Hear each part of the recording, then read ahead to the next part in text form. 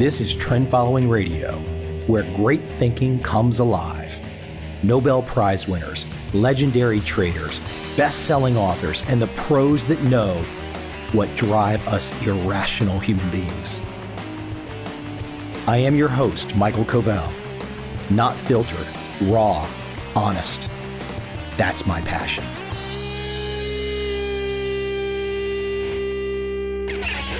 I'm in the process of flying around the world to try and find my way home.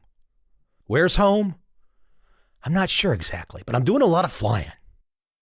So as we firmly get into 2023, let me give you something you need. 3 trend-following minds. Without any delay, let's jump right back into my past, to my archives, and give you what you absolutely needed today. A reminder. I hope you enjoy.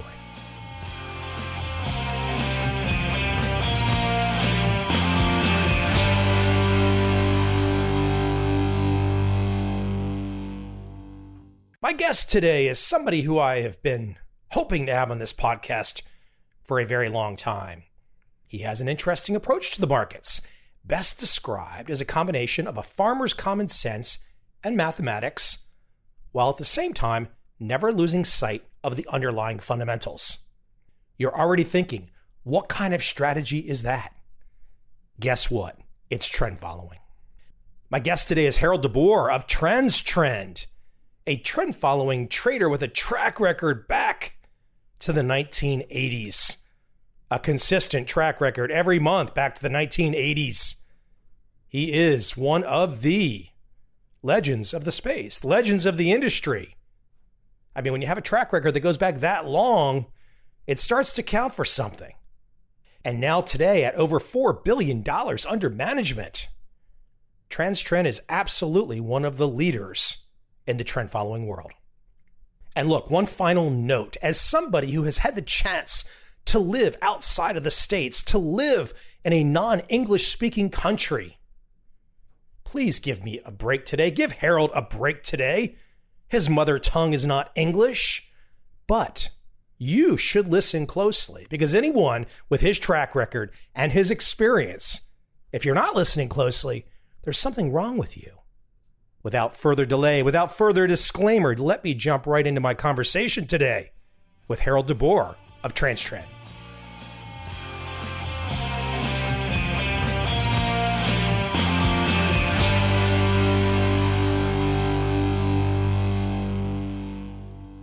One of the things that I love about you guys as a writer of books about trend following is the phrasing, the words, the descriptions that you've used for some of your world. And I love this right here. I just want to quote it. I want to read it. Our investment strategies are guided by the footprints left by people running after ideas. That is, the prices they set in the market. It's all just an idea. It has no impact if nobody buys it, nobody uses it, nobody votes for it. But every time people do run after an idea, the world changes. Our world is shaped by people running after ideas. Now, I have to be perfectly honest. I would have loved to stole that line and just pretend it's mine, but I can't because you guys already have it. But that's a great descriptor as somebody who's tried to describe this subject for a long time. Speak to me about that, the notion of the idea. How did that come about? I wrote these lines when I was asked to explain in short what's really the idea behind what we are doing, behind trend following. And I like to do that in terms that is not too technical. And the fundamental thing behind it is there's a lot of people, economics, who believe in a kind of world turning back to equilibrium. So prices can be temporarily high, but they will come down again. The prices can be temporarily low, but they will come up again. Like there is a kind of reversal to a constant state. But if you look at the world, there has never been a constant state. It's constantly a temporary constant. Look at the big developments we have. Like in the Netherlands, until 100 years ago, people didn't drive a lot on roads. Traveling over water was the main way of traveling. So if people invested at those moments would have said, well, now there's roads are coming and people are more and more using horses and carriages and later on cars or even trains, it will come back to the equilibrium of people mostly using boats. That, of course, was wrong. It's a normal development. And these developments, these very big developments, are happening constantly. And that is the main driver why there are trends in markets, because things are really changing. So nowadays, the last few years, you see a big move from people driving cars driven by gasoline towards electric cars. This has a big impact because that means that just simple things like in a car which is electric is 3 times as much copper as is in another car. And of course, this has a big impact on the market. It means that there's more need for copper than there was before, and there's more need for all kinds of other metals. And this is not something that will revert. It's a new development. It may be in 50 years' time, people are not driving electric cars anymore. We are driving from something completely different. But it's no way that it will turn back to the cars we had 20 years ago. So it's a constant development. You know what I like about your descriptions, the way you guys describe yourselves, is that unlike some people that you might see in the quote industry, they will talk about the statistics behind something. They will get into the very academic aspects of something. Now, don't get me wrong, you guys have your academic and you have your statistical chops as well, but you guys seem to do a fantastic job of describing what you're doing in the trend following world from a very kind of hands-on approach, a very kind of way that the average guy can approach it. And again, like I said, very sophisticated, statistically based strategies, but from the ground up, philosophically, you're clearly very comfortable explaining things in everyday terms. Yes, I have to thank my professor for that.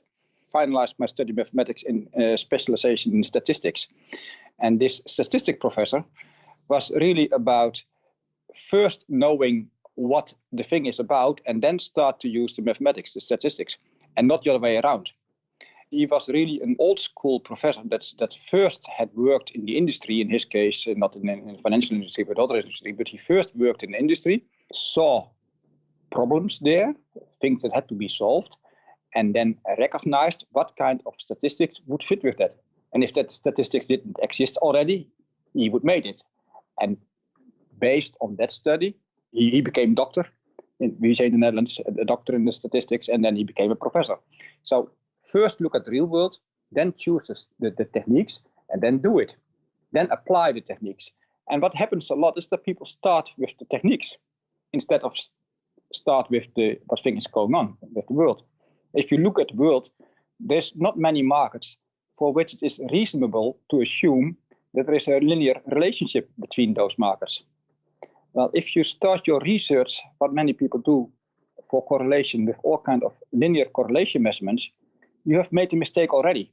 And you can keep on doing calculations, but the problem is using a linear correlation measurement like that of Pearson's, which is the most used one, already assumes that any relationship will be linear, while there's absolutely no reason to assume that it will be linear. So those fundamental choices are very important. And we often have discussion whether what we are doing is technical analysis or fundamental analysis.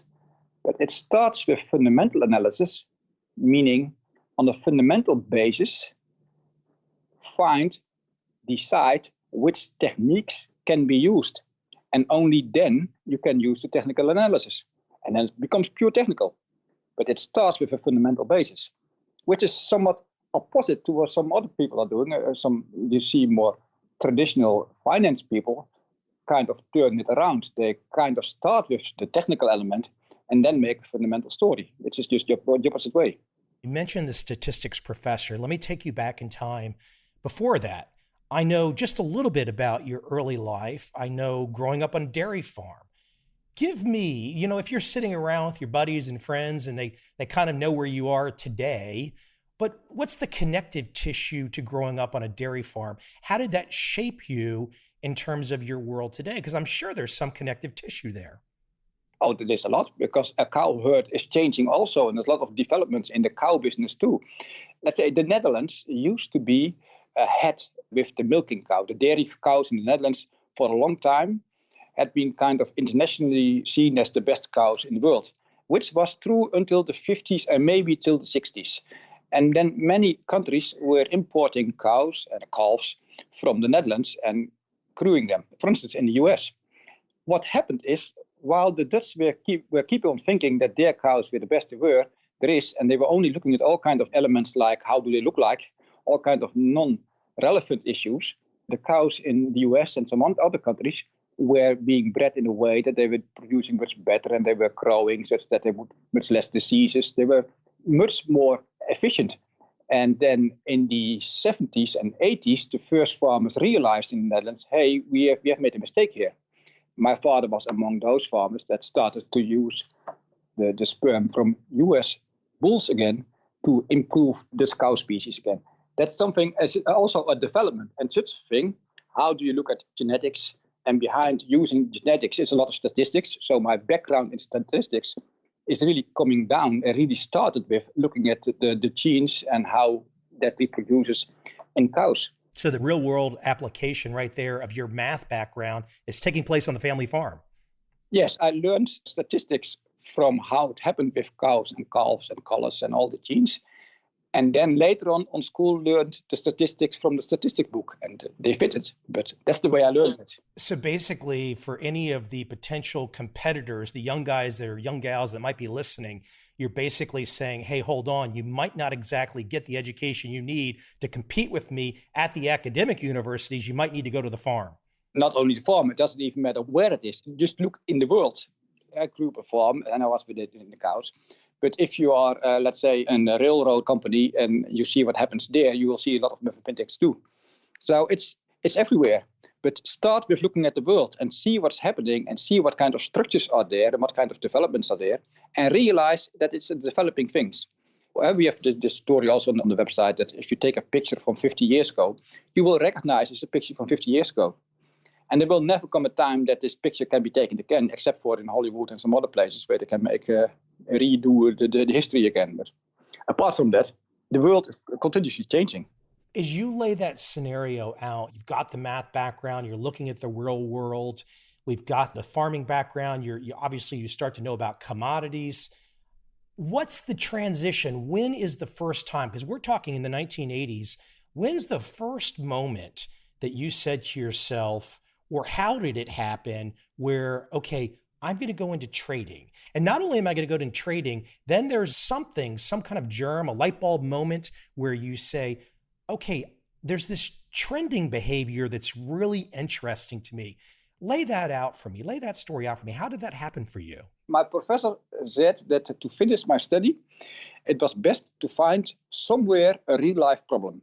That was in the years that internet was not yet there and email was not there. So I had to write letters to all kinds of firms and ask them if they would have any problem in which it would be interesting for someone with a mathematics background to finish a study on. And I got two very interesting possibilities. One was with a dairy factory, and the other one was with this trading firm that traded agricultural commodities. And with my background, I was thinking, okay, later when I grow up, I will be working on a dairy factory. So I keep that one for later when I'm adult. And for now, I will have a look at this trading firm because this is something that I don't know yet anything about and it's good as an experience. So that's why I choose that one. This was a trading firm, traditional agricultural commodity traders. They were transporting them. They were crushing soybeans into soybean oil and soybean meal and so on. So it was really a traditional commodity trading firm. And what they saw is that on the futures markets they used the commodity futures markets, they saw that more and more so-called funds were active there. To their astonishment, those funds never took delivery and never did anything in the market, but still made money. And they said, well, if these people are able to make money in our markets, then we should be able to do that ourselves too on such a more technical or more quantitative way.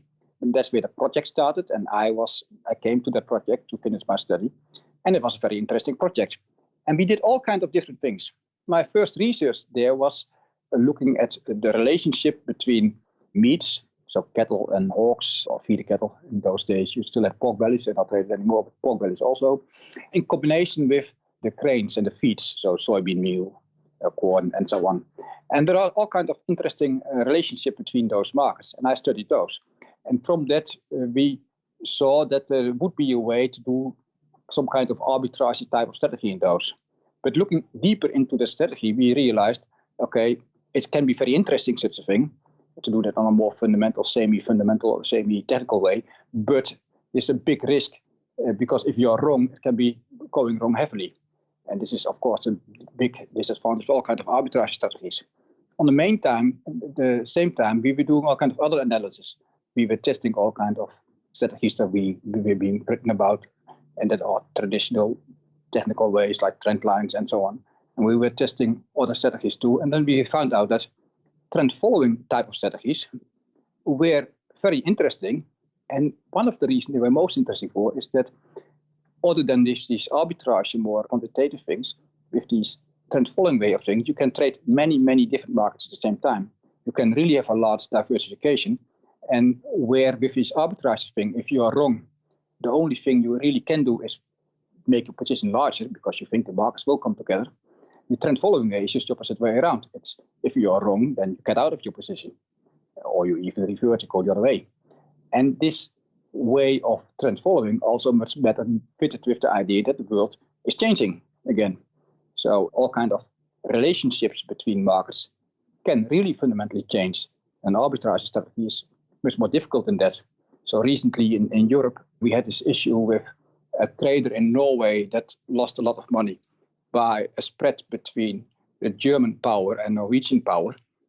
While underlying that thing, there was an arbitrage trader, but underlying there was a fundamental change in Europe, which had to do with the price of emission rights, for instance, and with the change of climate.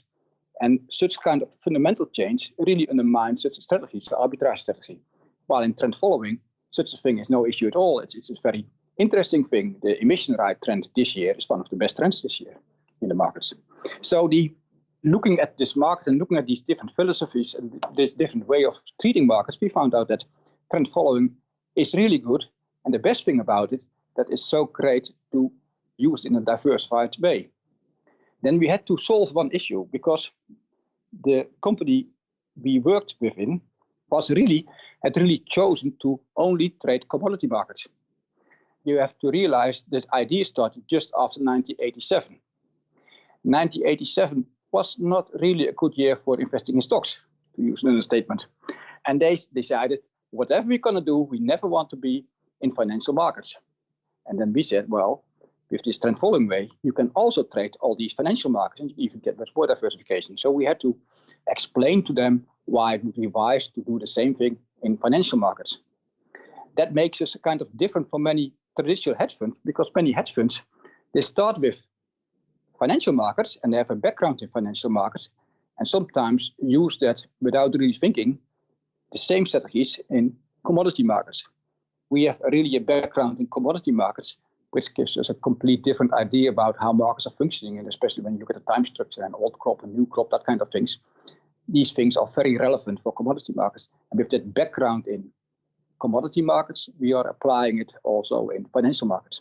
Let me keep you at that point for a moment, because I was thinking, okay, I wanted to ask you about this issue. You start off in the commodity markets.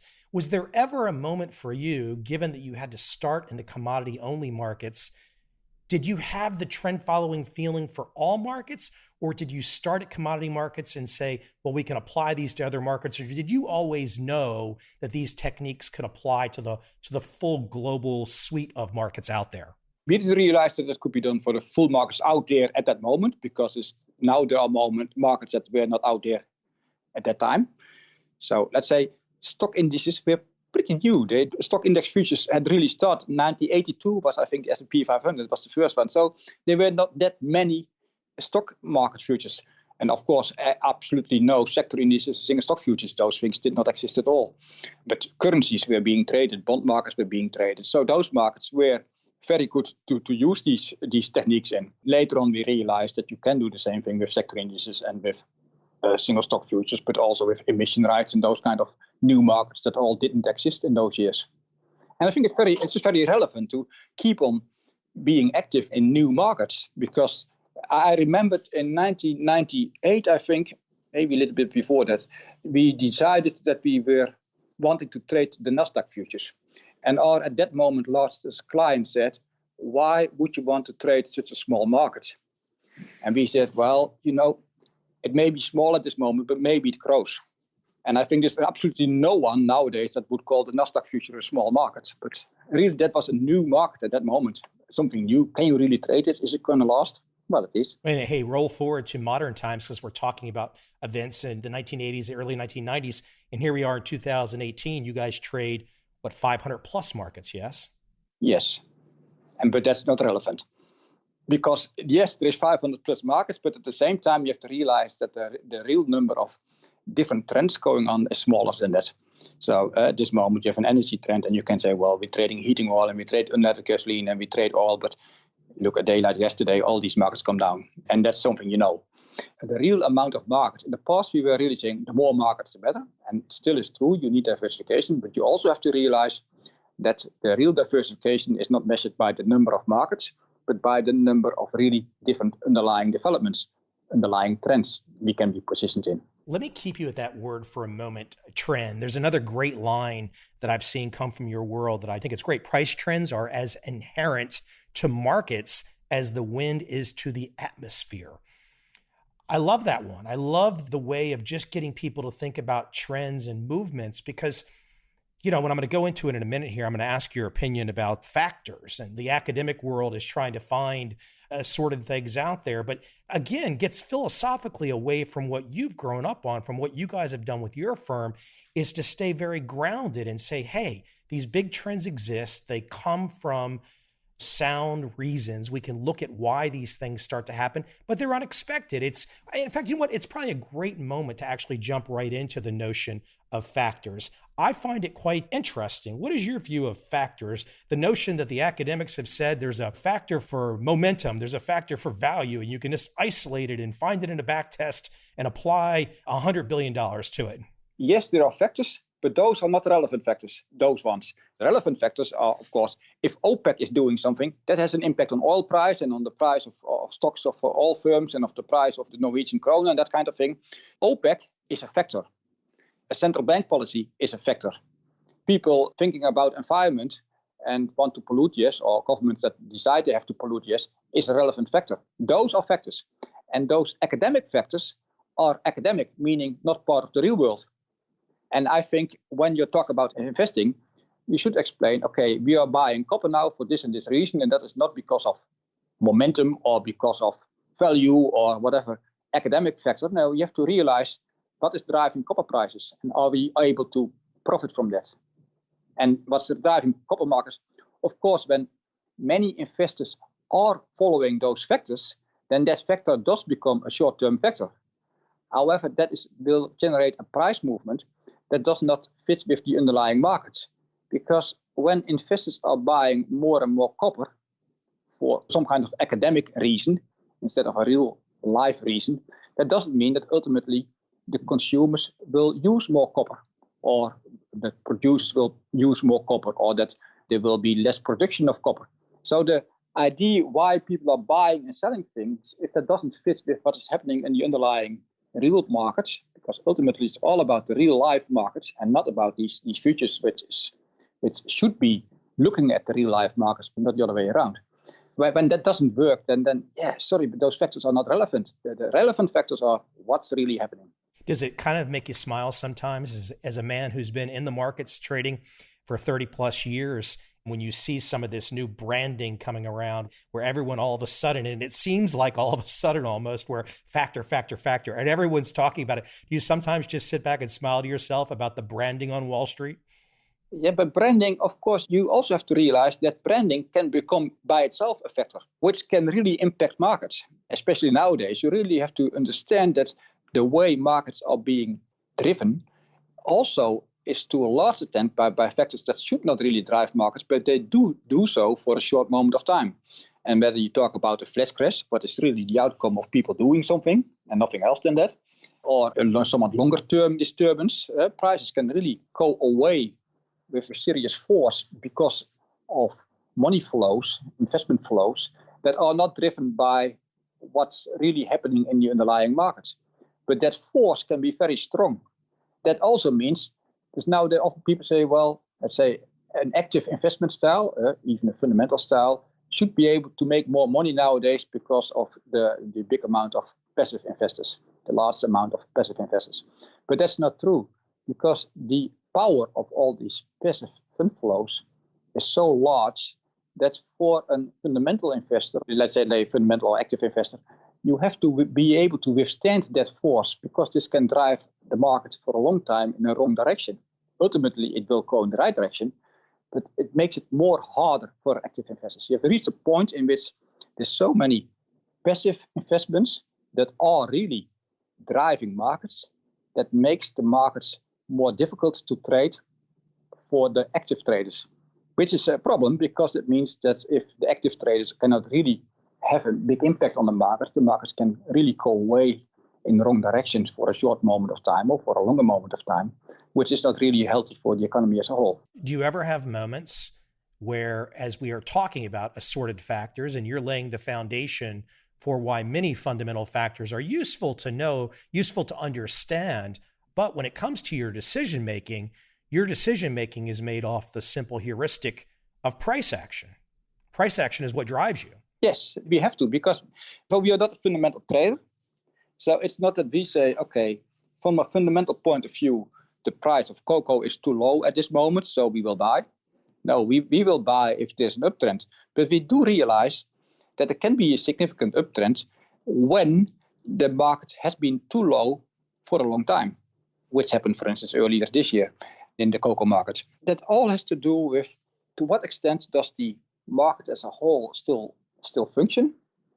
Market participants have an important role in that. And if more and more market participants start to behave in a way that does not really match with the underlying markets, they do have a big impact on the market. And that's something we have to take into account. So let's say a Tesla stock, you could say from a fundamental point of view, why is a Tesla stock has been rising so much while the company never made a profit for many years? Well, it's because the thing came in more and more indices, and passive investors have to buy the thing. So because passive investors are buying it, they buy more, it comes in larger indices, it becomes bigger in the index, and passive investors have to buy even more. Ultimately, it's very hard to stop such a thing. Well, this year, finally, Tesla did make a profit, I think, last quarter. But that thing is not driven by really what Tesla is doing, how well they are really doing.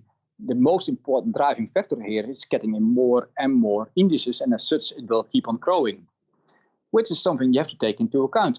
It means that you cannot go short a company or short any other market as long as there is so much power driving it in the other way, even if you fundamentally would say it's being driven in the wrong way. It's good to see why it works. And we very often have positions in which you would say, well, fundamentally it doesn't fit, but there's so much force driving this market on this side, we shouldn't go the other side. We are not the ones that can, the people running after ideas, that's what is happening. Let's say Brexit, for instance. We can say it's a very bad idea for the UK. Well, it doesn't matter whether we think it's a good idea or a bad idea. The thing is, it's happening, so it will impact markets. And we have to take that into account. We will have to take into account that these markets are driven by people running after that idea, that they think is generally happening.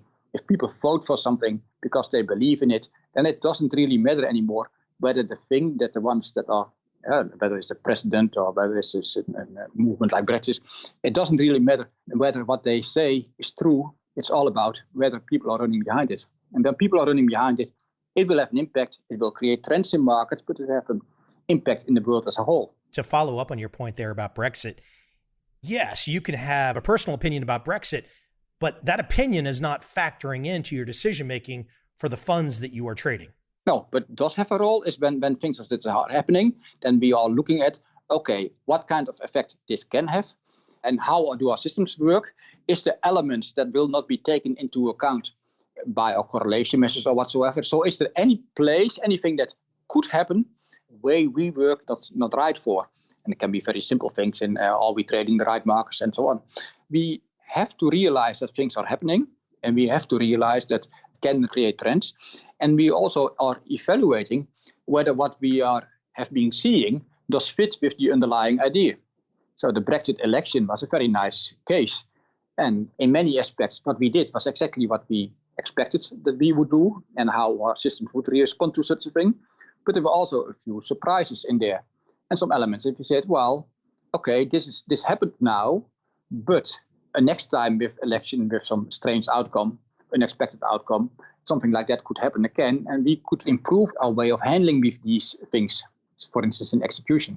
So we did make some changes on the way we execute orders in very volatile environments after Brexit. And we profited from that when the outcome of the US election when Trump was chosen. Because again, then in that night, there was some erratic market moves in all kinds of markets, which we could better profit from because of changes we made after evaluating what happened after Brexit. Let me keep you in the word trend for a moment. I want to quote from your world. I want to read this. I think it's a great small paragraph. And I'm going to let you explain it even more after I read it, and we can kind of break it apart. But I want to read this. This is great.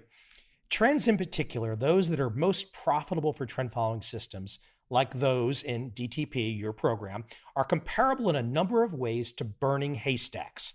Once such a fire is broken out, it's often hard to extinguish. The same applies to price trends. But equally important, a haystack normally does not start to burn all of a sudden. The fire is typically preceded by so-called self-heating, a fermentation process whereby the temperature gradually rises, starting at the core of the haystack, eventually leading to spontaneous combustion. Now, that is another one that I wish I wrote and I could put in my book already. I wish I could steal it from you, but I can't steal it from you because everyone knows it came from you. Yes, that's really a thing that we worked on when we saw in 2012. In the second quarter of 2012 was a period in which normally you would expect a trend following strategy to do very well. There was a sell-off in especially emerging market equities that then went over to other markets as well. There was typical kind of movement that you would say, okay, a trend following strategy should be doing very well. And we made some money there, but we realized this is not enough. We should have been doing better in this environment. And then we tried to figure out what was happening here, what was going on. Then came this picture, okay, what was different here from previous periods? And that's this combustion thing is happening a lot. The story I think we wrote there is about the Russian situation in 1998 or 1997. The oil price had been going down for a long time for obvious reasons to be found in the oil industry. But for Russia, this was a big problem because Russia was very dependent on oil. So there was a big trend in oil. And because of the trend in oil, Russia came into problems. Until that moment, most investors in Western Europe and in the US and anywhere in the world were not really watching what is happening in Russia. It was not that people in the morning entered Wall Street and were thinking, well, let's first have a look what is happening in Russia before we start dare to do any stock trading. That's not the case. No one was really looking at Russia. But then Russia came into a problem and became a crisis. And all of a sudden, this Russian crisis impacted all the market at that moment. That's when we say it's a fire and it is combusting, and then it's impacting many, many other markets, even markets in which it really should not be impacted at all. That's the thing that's going on. These kind of movements can create big reverses in some trends. US stock market can suddenly come down too because of a Russian crisis. And as a trend follower, you normally will not profit from being short the US stock market in such a situation, because it was not going on there. Where you can profit from is being at the source of the event. In this case, being short in the oil markets. That was what we were. And this oil market in that situation was at the basis of things that was happening. To make sure that you make money, is you have to be sure that you're positioned at the basis where the thing is really happening. For instance, this year in the summer, the Turkish lira had been declining for a long time. And this was a typical Turkish event. It had nothing to do with things happening elsewhere. It was just a local Turkish event.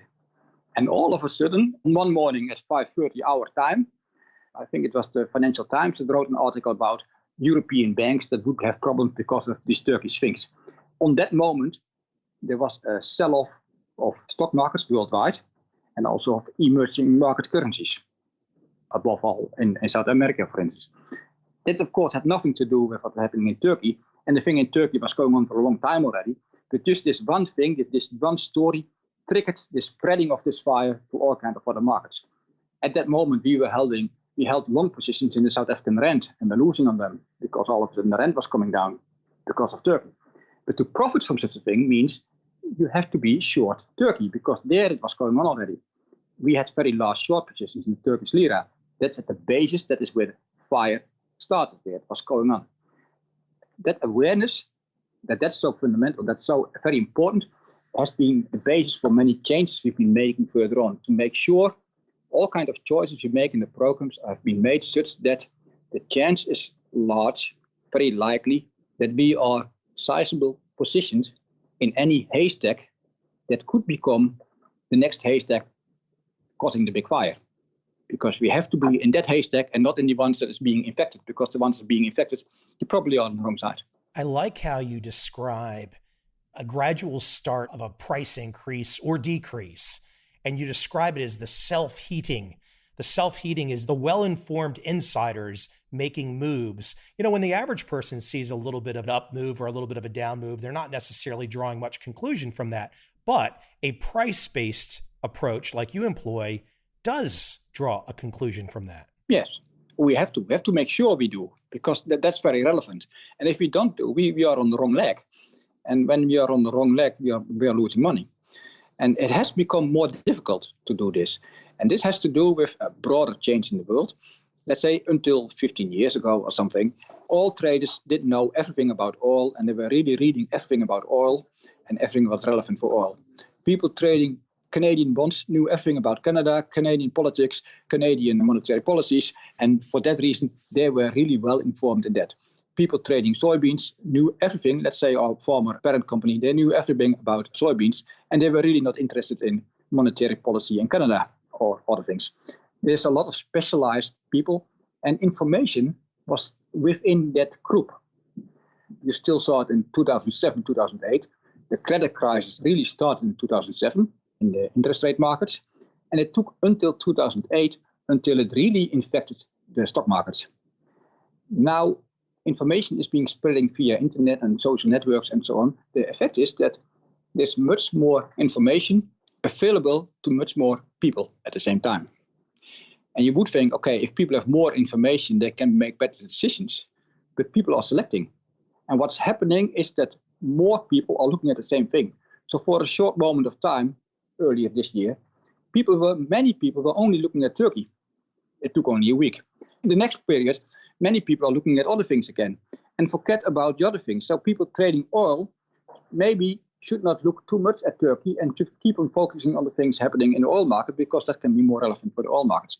If this thing is happening and people are looking at the same things at the same time, this local self-heating will be less visible, because the people that should be trading oil or that should be trading corn or trading corn are not enough looking and watching the factors that are really running the corn market, and instead are too much looking at other factors, which ultimately are not that relevant.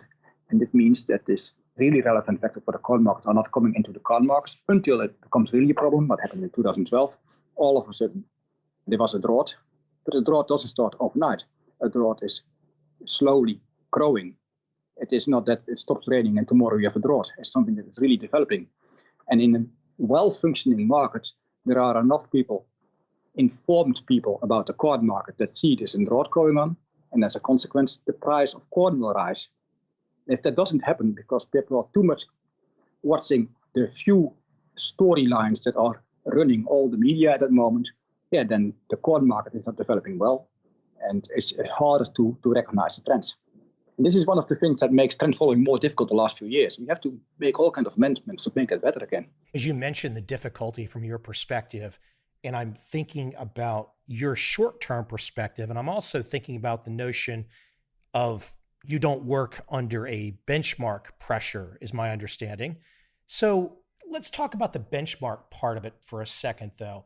How has that unfolded? Now, listening to you for 45 minutes, I can see there's a very sound philosophy from the ground up. You've got a perspective, but hey, investors are often irrational. I'm assuming you've probably trained your investors very well. And of course, you've had performance for a long time. So that helps a lot. But speak to the idea of benchmarks and how you have allowed yourself, your firm, to steer clear of benchmarks, because benchmarks psychologically can really cause harm, can't they? We, of course, as CTAs, we have much less problems with benchmarks than traditional stock investors that really are trying to stay close to a benchmark and then will trade the markets because of that. But it also had, I would say, a negative impact. Let's say in the 80s, there were some CTAs, especially some US CTAs, that were very successful, but they were not really recognized in the broader investment community. Institutional investors and so on would not invest with CTAs.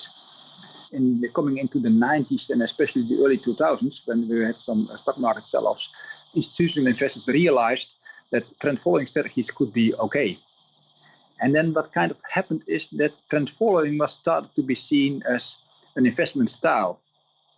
Instead of many different traders that do similar kind of things and all of them doing well, it became a kind of the style. Instead of people deciding to invest with John Henry or Campbell, to name some of the older names, investors decided to invest in trend following and then had to find which name to invest in. That didn't make things ultimately really better, because the essence is that there is difference between those investment managers. And it's really important that investors realize the differences, because a trend following style is not just doing the thing and do exactly the same thing. The trend following style has become successful in many years for the 80s and 90s, amongst other, because all these investment managers were doing maybe similar things, but also a lot of different things.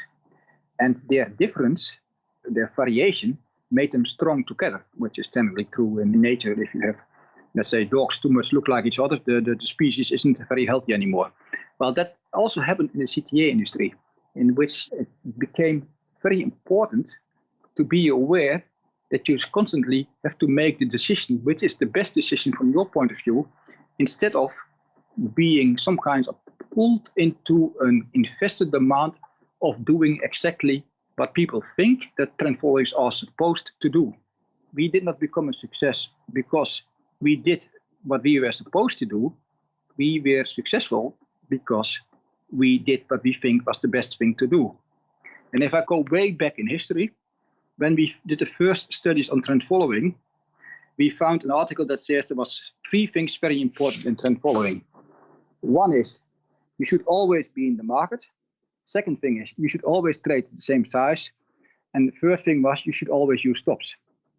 And when we did our trend research, we found out that trend following was really great, but you should not always be in the market. You should not always trade the same size, and you should never use stops. So we accepted everything except for the 3 being recognized as the basic things. And we once were, those years, at a conference with investors that happened in Italy, and I was there with one of my colleagues, and we were walking to the lunch, and there was some potential investors walking in front of us. They were talking to each other and said, those people behind us, they are from Transcend. They are good. Yes, the other one said, they are good. But then the other one said, yes, but they don't use stops. That's bad. Yes, that's bad. And that was good, because those investors didn't decide to invest in us because we didn't use stops.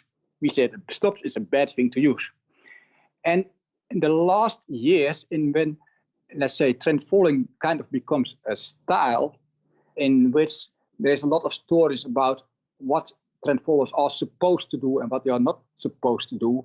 And you also see this with these independent advisors that are also then do box ticking. Are you doing this? Are you doing this? Are you doing this? It kind of drives investment managers to do things that are not really the best things to do. It's a decision to say we don't use stops. Yeah, if you being selected based on a box tick that says trend following CTA has to use stops, they don't use stops, okay, we will not invest with them. That's a bad thing. It became unhealthy. The last few years, I see some developments in making different CTAs more different choices again. And I think that's very important. CTAs have to explain what they're doing. And there should never be a list that says this is what trend followers should be doing, because there's nothing that trend followers should be doing. They should be studying the market and do the best to make money. But there's no rule like they should be using stops, or they should be using crossover strategy, or they should be using momentum, or they should be using a value at risk measure that is defined such and such way. Absolutely not. So you guys are systematic. Have you always been systematic? Going back to late 80s? Yeah, so the research project when we did, some of the things were based on more fundamental strategies. And we founded our research by doing fundamentally based trades. So the first trades we did in the markets were really sizable trades. But nowadays you would call them macro trades in commodity markets. So we were trading. My first research was about developing of hawks and how they responded to a drought. In 1998, there had been a drought. What impact does this have on the amount of pigs and the amount of corn? And what kind of price move then can you expect? And because of that, we decided to take a big long position in hawks and make $1 million with that. And from that, we could do our research for a long time again. That was the way we started. But we did so to finance, the right word here, yeah, to finance our research, and the research ended up into doing everything systematic. But always keep in mind the background underlying market. I think it's a good point that I'm bringing up to buttress everything you've said, because you lay this foundation of knowing how things work to then use those real life factors to apply a trend following approach. But I think somebody listening, not knowing that you're systematic, then that throws another wrinkle into it too, that yes, you can be a very opinionated man, you can have these very strong views, but at the end of the day, your system is written down, it's coded, and you're executing in a systematic fashion. Indeed. And this is very important nowadays in the position, because we want to make very clear, look, what we are doing is not because we read about some rules and apply them. No, what we are doing, we are watching markets, studying markets, and based on that study, we choose techniques and we systematically apply those techniques. And that's different from we start with techniques. No, we start with watching the market, developing techniques, and apply these techniques on a systematic way. Everything we're talking about in this conversation, all the academics, I mean, I guess there's been some change in the last handful of years, but for the longest time, you could see the academic papers, you could see the Nobel Prize winners. They were telling you for the longest time, Harold, markets are efficient and you can't be doing what you're doing. It doesn't work. It doesn't work. And here you are for 30 plus years, just kind of scratching your head. I seriously doubt you're scratching your head. You've probably been very happy with the direction you've gone, but it's got to be interesting to watch this community of folks across academia and Wall Street talking about efficient markets over the course of your career. The academics now have turned into a complete different direction. I wouldn't even want to call them academics anymore, many of them. Look at the amount of articles that is being published now that are really nothing more than backtest results. If you did such a thing in, let's say, 20 years ago, and you wanted to publish something like that, all these articles you can read, there was a discussion about whether you had to take into account 1% price impact or 1.5% price impact. That was what the discussion was about. And the outcome always was, okay, it may seem like you can make money, but if you take the cost into account, the market impact into account, there will be no result. Nowadays, 10 years or something, it happens more and more. You see articles being published which assume no market impact. And the story there is, well, markets are efficient, and the liquidity is very large, and because the liquidity is large, you don't have to take into account any market impact. I don't see the academic thing behind that, because then I want to hear an academic story that explains me how then do markets move and how then do prices move when it is not because of due to impact of people trading these markets. I can't find reasoning, because market impact is the only thing that moves markets. And that's the role of investors, is to be aware of that and to be aware that they have market impact and that they are the ones that are making the market. They're not the ones that can make profit out of the markets and the markets themselves will automatically go in a certain way. No, all the market participants are making the market. They make the market go in a certain direction, and all movement is market impact. So these academics that kind of say, well, look, it happens automatically and you can just do this and this and you just apply it and this will come out. That doesn't function. It doesn't function because it neglects, it denies the element that markets are being moved by what people are doing in the market. Look at a stock like Apple. People may think that the price of Apple stock rises when many people are buying their iPhones. But that's not what is happening. They can sell lots and lots of iPhones, but if no one buys the stock will not rise. The stock only rises because people are buying the stock and are willing to pay more for the stock than they were willing to pay before. And we all hope that people do so because they expect that Apple will sell a lot of iPhones. But if they forgot that element, then the price will not move at all, or the price will move in another direction than what the ultimate results of the company Apple is. So it's all about market impact. Market impact is the only thing that moves markets. And to us, as an investment community, we have to take that into account. We have to be aware that we should never neglect the underlying market. It's got to be comfortable is not the word, but given the longevity that you've been in the trend following space, to have a foundation, to have a real world record that people can look to. I mean, of course, the past is the past and we don't know what's going to happen in the future, but we can draw a little bit of inference from a long track record. It's got to be interesting to some degree to see so many academic folks, and I'm not saying they're bad people or anything like that, not saying they're not smart, but quite a few academics have gone straight into fund management with all of these papers and have raised a lot of assets on techniques that might not be the best thing in the future. Oh, no. I recently gave a presentation about responsible investing in commodities. There is a lot of investment managers that are offering long-only positions in commodity futures. And some of them present all kinds of semi-academical stories behind why being long in a commodity future would give you some kind of risk premium. These stories are just completely wrong. And they can prove wrong. If you just look what happened if you would have been long wheat from 1970 onwards and keep on rolling. It's not rolling cost that people say, well, it's because of the rolling returns you're losing. No, it's not. From day to day to day, there's a risk premium normally being paid by the ones that are long and not by the ones that are short. And there's a fundamental reason for that. So all these semi-academical stories that say, well, you can invest long only in commodities and you can do like this and you will get a risk premium, and often they address to Keynes. There's one basic rule for anyone that wants to invest in commodities. If some investment manager visits you and tells you why his strategy works and he refers to Keynes, you can be sure that 1, he did not read Keynes. 2, if he did read Keynes, he did not understand it. And 3, he does absolutely not what Keynes was referring to. So such an investment manager will surely not make any money on that strategy. So the best way to recognize a bad investment manager in commodity markets is someone that refers to Keynes.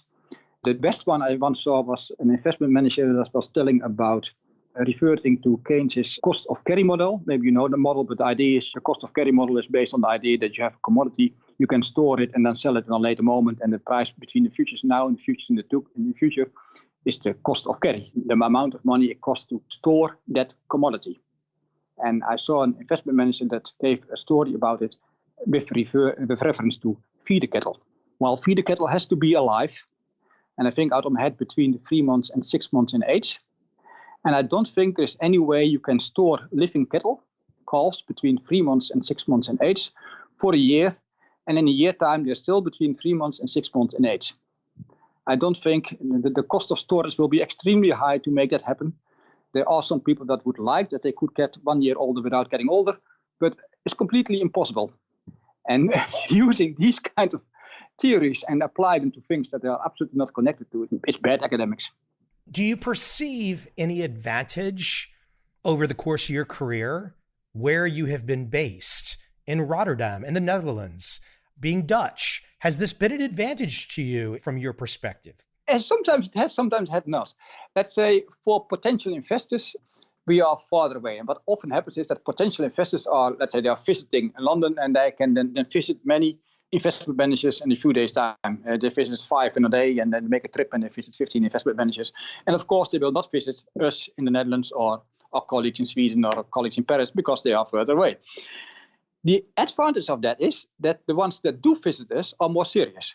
So that means the amount of time we spend with talking potential investors is smaller than others because we don't have these ones that are not really serious.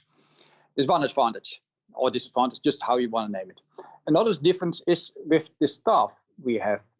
We are not competing with people that can choose for another firm that is around the corner. The people that work here, they have chosen to do this, and the alternative is to do something completely different.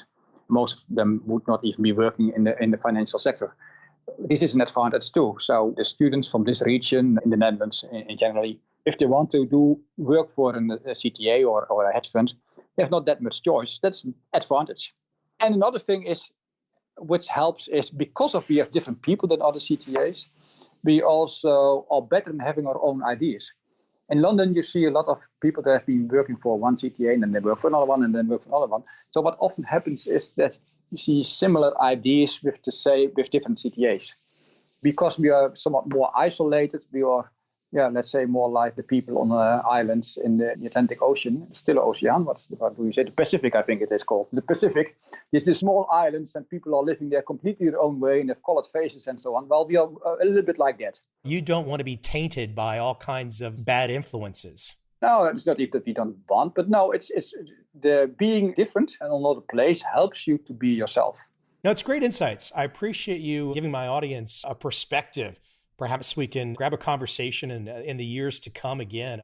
I really enjoy the perspective. And again, I'm very jealous at many of the perspectives that you guys have written about because I just want to steal the quotes and put them into a book, but I can't now because everyone knows who wrote them, so I can't steal them. So, but listen, great stuff. Hey, and the best place for everybody to go and check you and your firm out is transtrend.com, correct? Yes.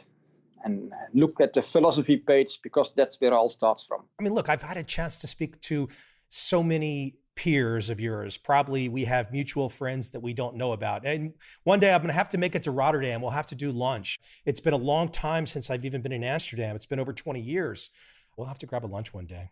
I appreciate you coming on today. Be aware, Amsterdam and Rotterdam are no friends. They're not friends. No.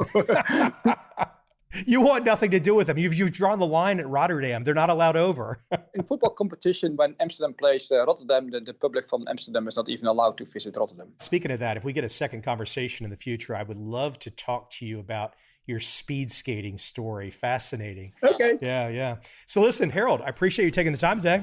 Okay, thank you.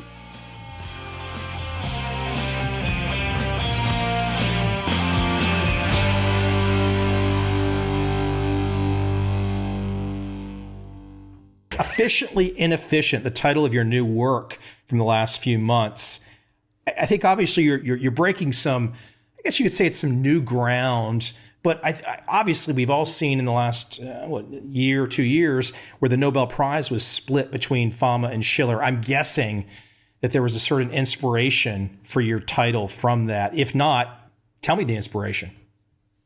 Yeah, that's right. So there's been this long academic debate about whether markets are efficient. In Gene Farmer, he stands for this view that markets are fully efficient and prices reflect the fundamental value of securities versus prices are inefficient. And Schiller, he sort of represents the opposite point of view that market prices are irrational. They're driven by investor irrationality and investors push prices far away from their fundamental values. I have a great respect for both Farmer and Schiller. I know them both well. But I wanted to sort of take a different point of view, one that is somewhere in between, but also tries to be well defined, saying that market prices are neither fully efficient nor completely inefficient, but they are inefficient enough that smart asset managers and active investors have a chance to beat the market and be compensated for all the costs they have associated with actually becoming informed about asset prices and trading. At the same time, market prices are efficient enough that the marginal investor is sort of indifferent about pursuing this active investing, with the benefits being, better performance, but the cost being transactions costs, asset management fees, and the costs associated with finding a good asset manager. So there's just that equilibrium in which markets are just the right place in the between. They're just efficiently inefficient. For the audience, so they know a little bit about this, your new work, Efficiently Inefficient, you do profile and you have a kind of a Q&A session with some very prominent names. And I want to quickly rattle those off, from Lee Ainsley, Jim Chanos, Cliff Asness, George Soros, David Harding, Myron Scholes, Ken Griffith, John Paulson. Obviously, some of the biggest names out there, and all very different styles. And we don't even have enough time today to break apart all those different styles. I'm going to kind of pick a few with the distinction that you're drawing, that you just described. How did these great traders, these great managers with such different styles, and I'm thinking in particular in this work, George Soros and David Harding are pretty dogmatic about, hey, the efficient market hypothesis is fill in the blank, bad word. So I'm curious, when you would explain your perspective, how did the managers and traders feel about your perspective? Yeah, that's a great question. So definitely you're right that many of these managers, they would certainly not feel that markets are fully efficient. They feel very strongly that their job is to beat the market, and they succeed in that job, not because they're just lucky, but because markets are not efficient. You're right, David Harding spoke particularly strongly against the efficient market hypothesis.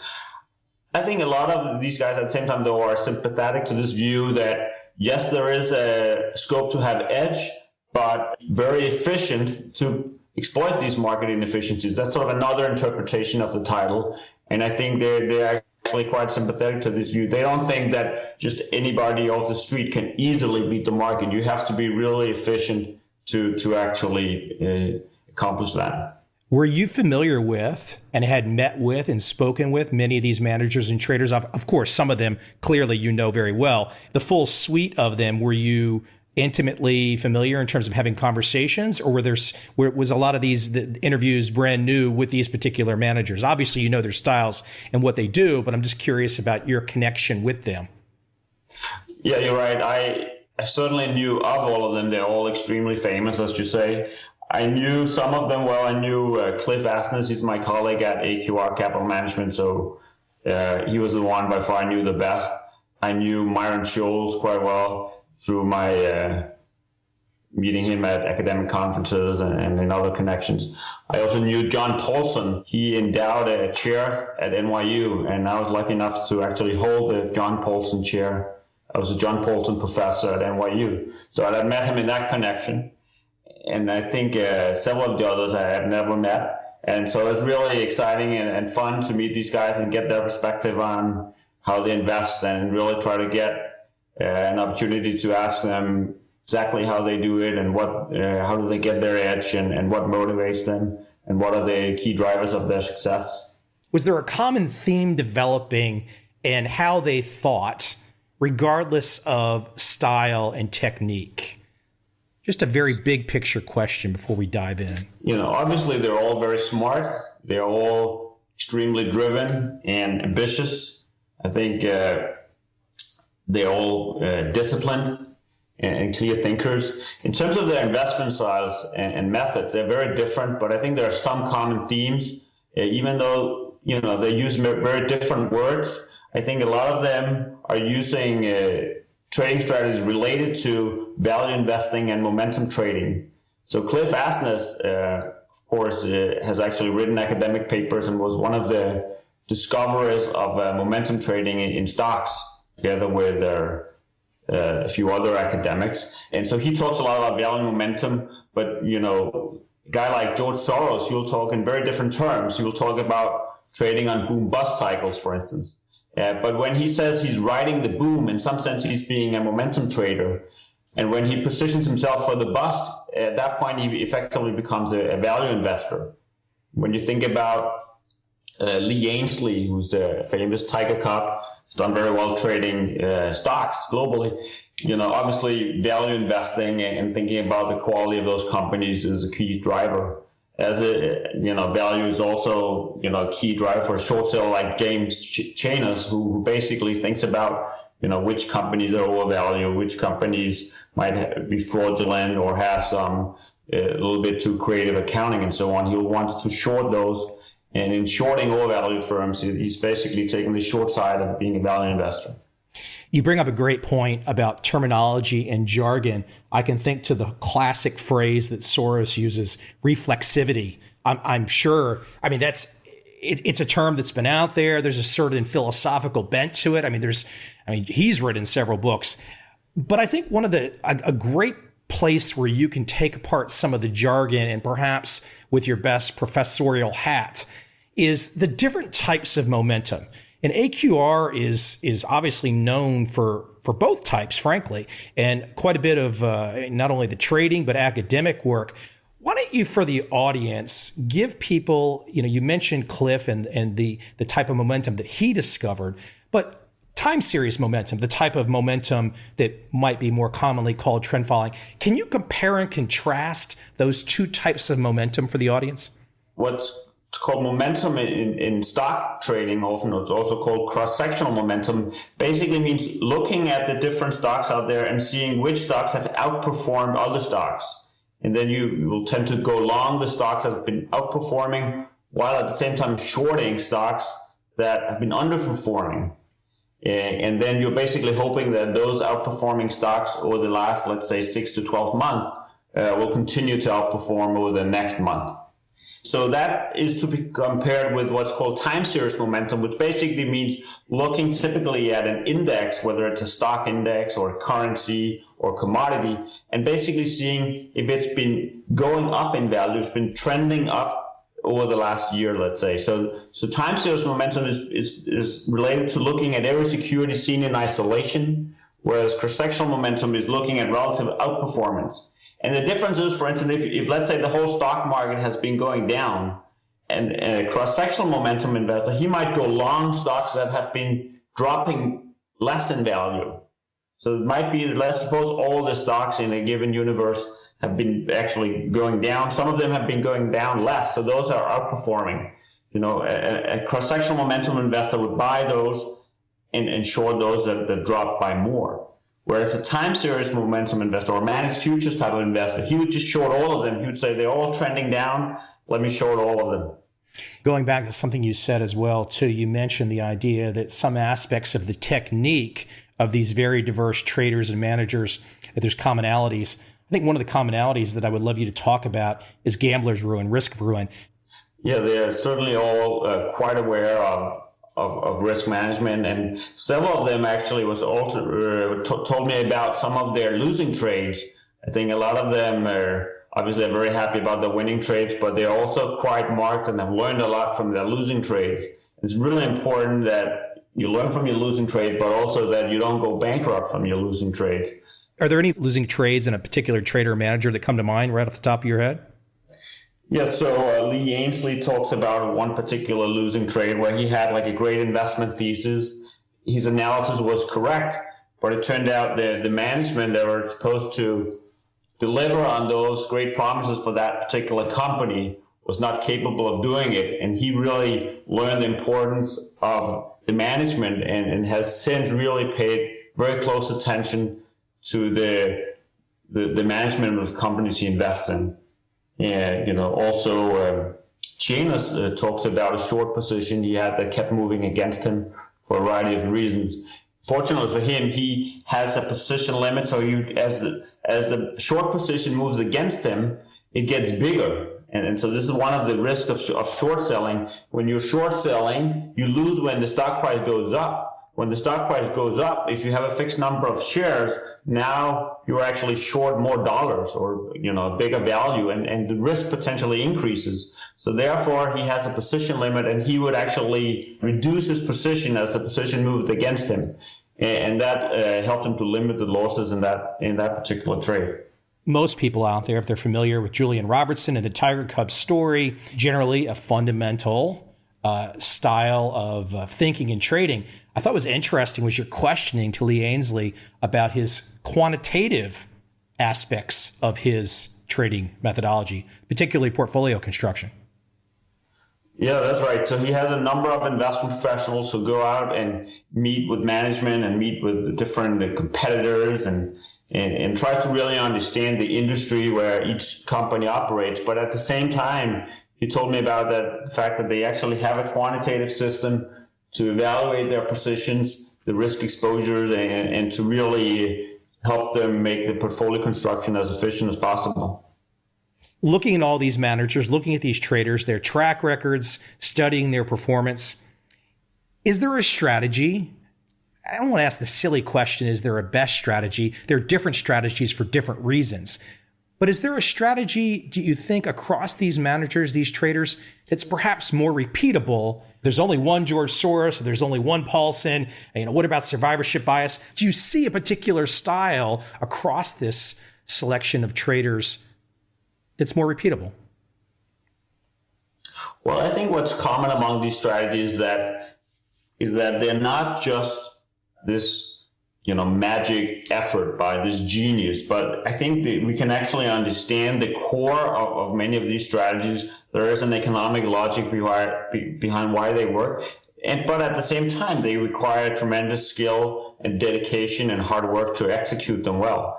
I think in my book, I tried for each of these styles and strategies. So I talk about equity strategies, macro strategies, arbitrage strategies. And for each of these, I try to understand what is the basic economics behind why they work and how you could create a repeatable process that could deliver potentially outperformance.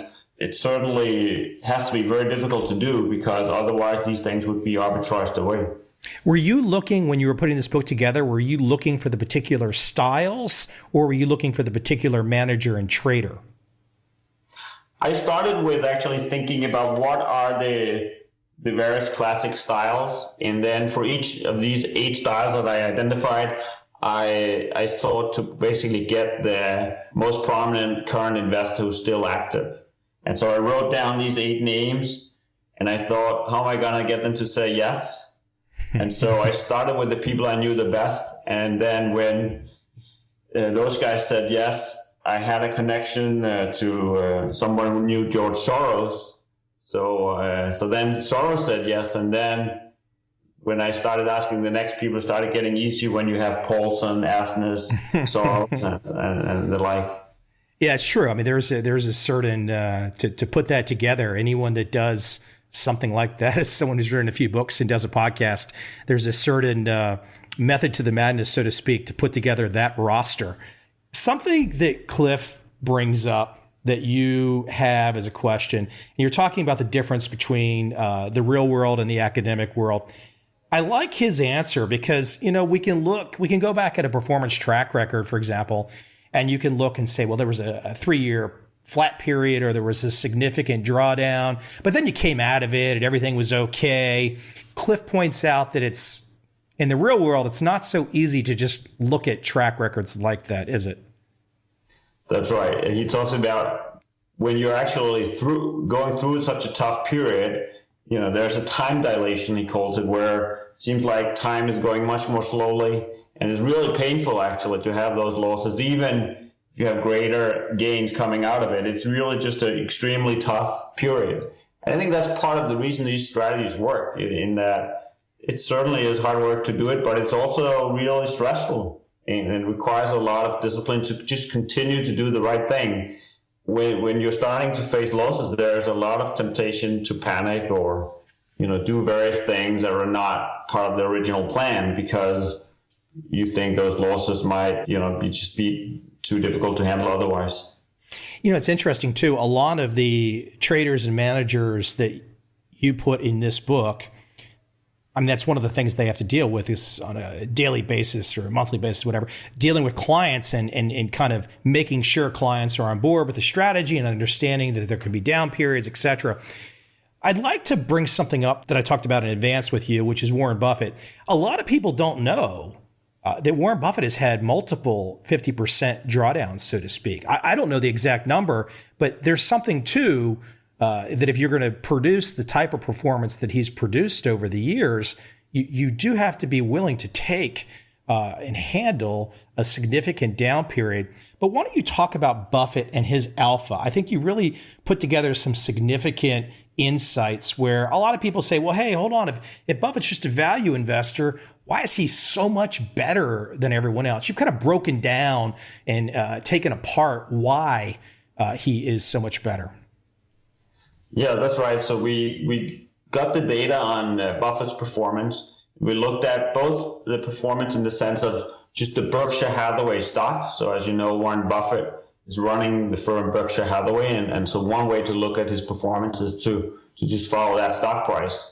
But you could also see the publicly traded stocks that he holds. So Berkshire Hathaway has to make a filing to the SEC about the publicly traded stocks that they own, so you can put together that portfolio and simulate that portfolio at the same time. And the first thing we looked at is just how good is Warren Buffett? How good do you need to be to become one of the richest people in the world? And it turns out his Sharpe ratio is about just over 0.7, between 0.7 and 0.8, which I think actually surprised a lot of people when we showed them this number, because a lot of people had assumed that he had a Sharpe ratio above 1 or even above 2, as a lot of hedge funds are bragging about numbers in that range. It turns out he has had tremendously high return, but he has also had quite significant risk. leaving him with the Sharpe ratio, which is still incredibly impressive because it's about double the Sharpe ratio of the market. So for the risk he's taken, which has been substantial, he's actually, or over the long haul, been able to deliver double the return relative to that of the market. So it's really an astonishing performance. And our research doesn't in any way try to diminish that incredible accomplishment. But so when other researchers have looked at it, they have recognized he's a value investor. He talks about being a value investor. And so you can also regress his return on the return to being a value investor, which is called the value factor. And that factor explains some of his performance, but only a small part, and it leaves a huge alpha, that's sort of a big unexplained part. What we then did is to say, well, let's also regress him on the return to being what we call a quality investor. So what he buys is not just cheap stocks, but he also buys high quality stocks. And he talks about that in his speeches and his writings, that he really likes to buy high quality goods and high quality companies at a reasonable price. When we actually regress him on both sort of the standard factor, including the value factor, as well as this what we call quality minus junk, and also a factor that captures sort of more safe stocks, what we call betting against beta, then it turns out we can actually explain a large part of his performance and basically get a strategy that looks very much like his performance and has an ability to explain almost all his alpha. What we interpret that to be is basically what he is doing, what he's saying he's doing. Yes, he's a value investor, he's a quality investor. He likes to buy stable, profitable, high quality companies at a reasonable price. And those types of stocks have done well in general. The interesting finding is it's not just the quality firms that he has been buying that have done well, have been good investments. It's quality firms in general. And so those types of stocks in general have performed well. And he has benefited from being a very early investor to recognize that and exploit it. And he's been able to leverage it through his insurance company in a very clever and very smart way, and really performed extremely well as a result of those investment choices and that leverage strategy. Yeah, you mentioned leverage. He definitely is using leverage to a degree that perhaps the novice investor might not understand, but obviously he's doing it in a very smart way. But he's not a trader devoid of leverage. Yeah, that's right. He speaks quite negatively about leverage often, and certainly there are risks to leverage.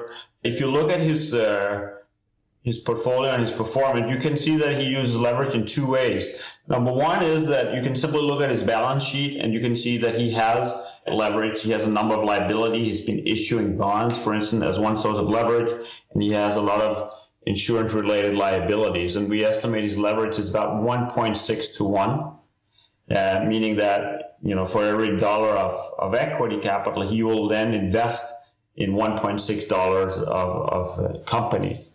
Another way to see that he's using leverage is, you remember I mentioned that we could simulate the performance of his portfolio of publicly traded stocks. We could look at the volatility, the risk of that strategy, and then we can look at the risk or the volatility of Berkshire Hathaway stock. Turns out the volatility of Berkshire Hathaway stock is bigger than the volatility of his publicly traded stocks. That certainly is consistent with the idea that the Berkshire applies leverage to the portfolio. So if you add leverage to a portfolio, then you will tend to increase the risk. And so that sort of ranking of the risk is consistent with leverage. It's just a tool, and he's using the tool wisely. That's right. Yep. I want to go into this notion of back testing, but I first want to start with a quote from Cliff Asness. Quote, "I think that good quant investment managers can really be thought of as financial economists who have codified their beliefs into a repeatable process. They are distinguished by diversification, sticking to their process with discipline, and the ability to engineer portfolio characteristics." For those traders out there today that call themselves more fundamentally driven or value, is there anybody that's not back testing their world in 2015?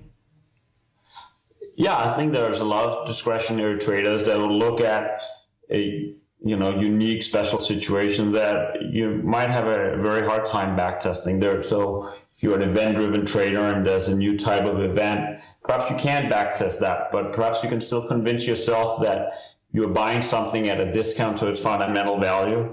You're relying on the general principle that sort of buying things cheap has worked over the long term. You might not be able to backtest in a more scientific way this type of strategy if you're trading a new type of securities and so on. So I think actually probably still the majority of investing is done in a more discretionary manner. Do you think, though, that guys like Harding, guys like Asness, with this mindset of testing and this quantitative mindset, is it slowly making a dent in the consciousness where perhaps investors in the future are going to say, you know what, we want more than the discretionary ability. We want to really understand from a scientific. Are some of the guys winning over the headspace, or is it still in the early stages, so to speak?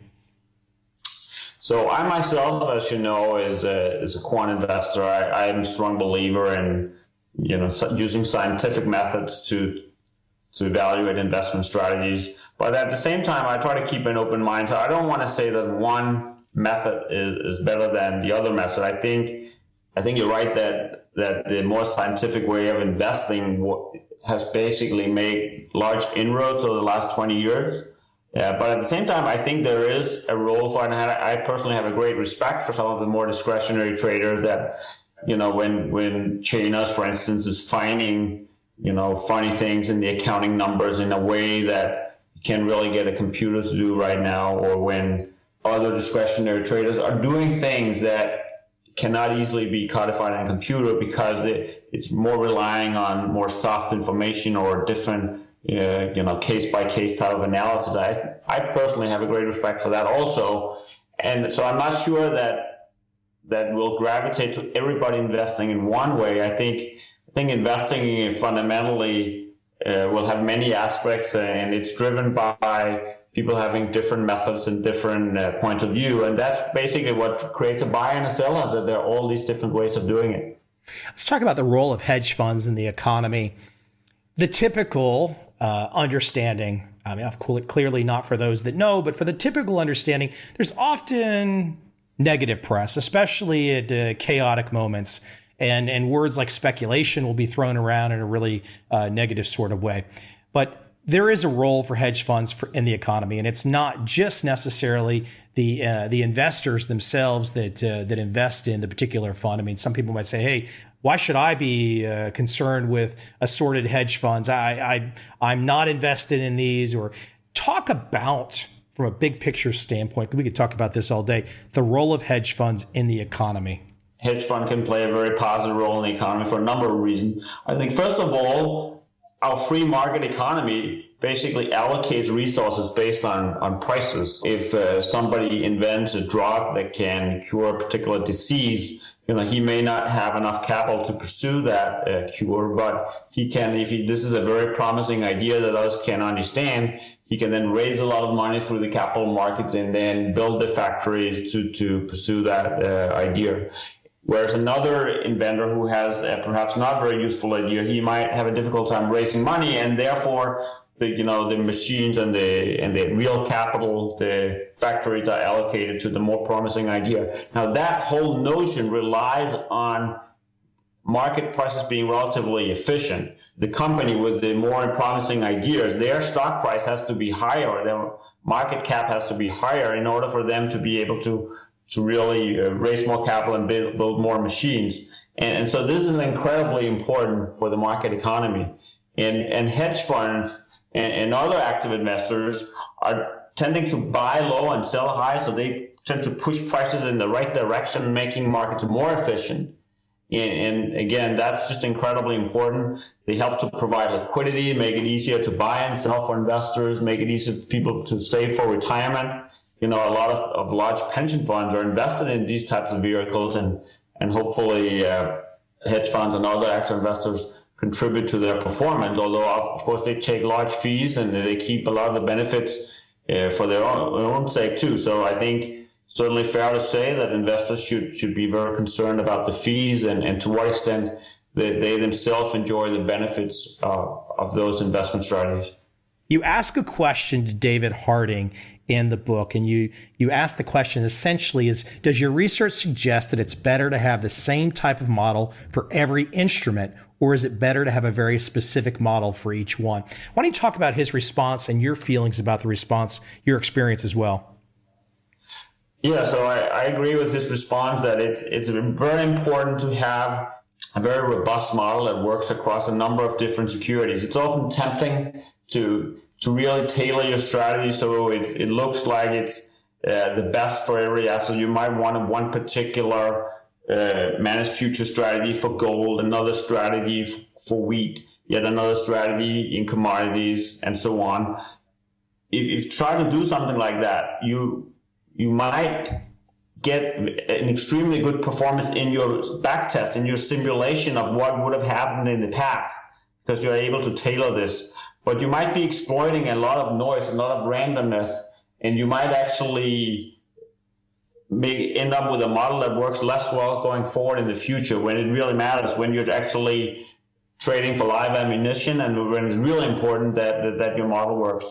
So to avoid that kind of data mining or overfitting of your model, it's often better actually to have a simpler strategy, one that, how do you get confidence that your strategy has a chance to work going forward? Well, if the same strategy has worked for gold, not just the last year, but not just last 10 years, perhaps the last 50 or 100 years, and it's the same strategy has worked across all the commodities, and not just all the commodities, it's worked for a bunch of currencies, if it's worked for equity indices, if it's worked also in fixed income markets, then you start to get a lot of conviction that this strategy is not just randomness, it's not just a coincidence of the past that will not repeat itself in the future. Then you start to get some conviction that this type of trend following strategy or managed future strategy has a chance to actually work in the future as well.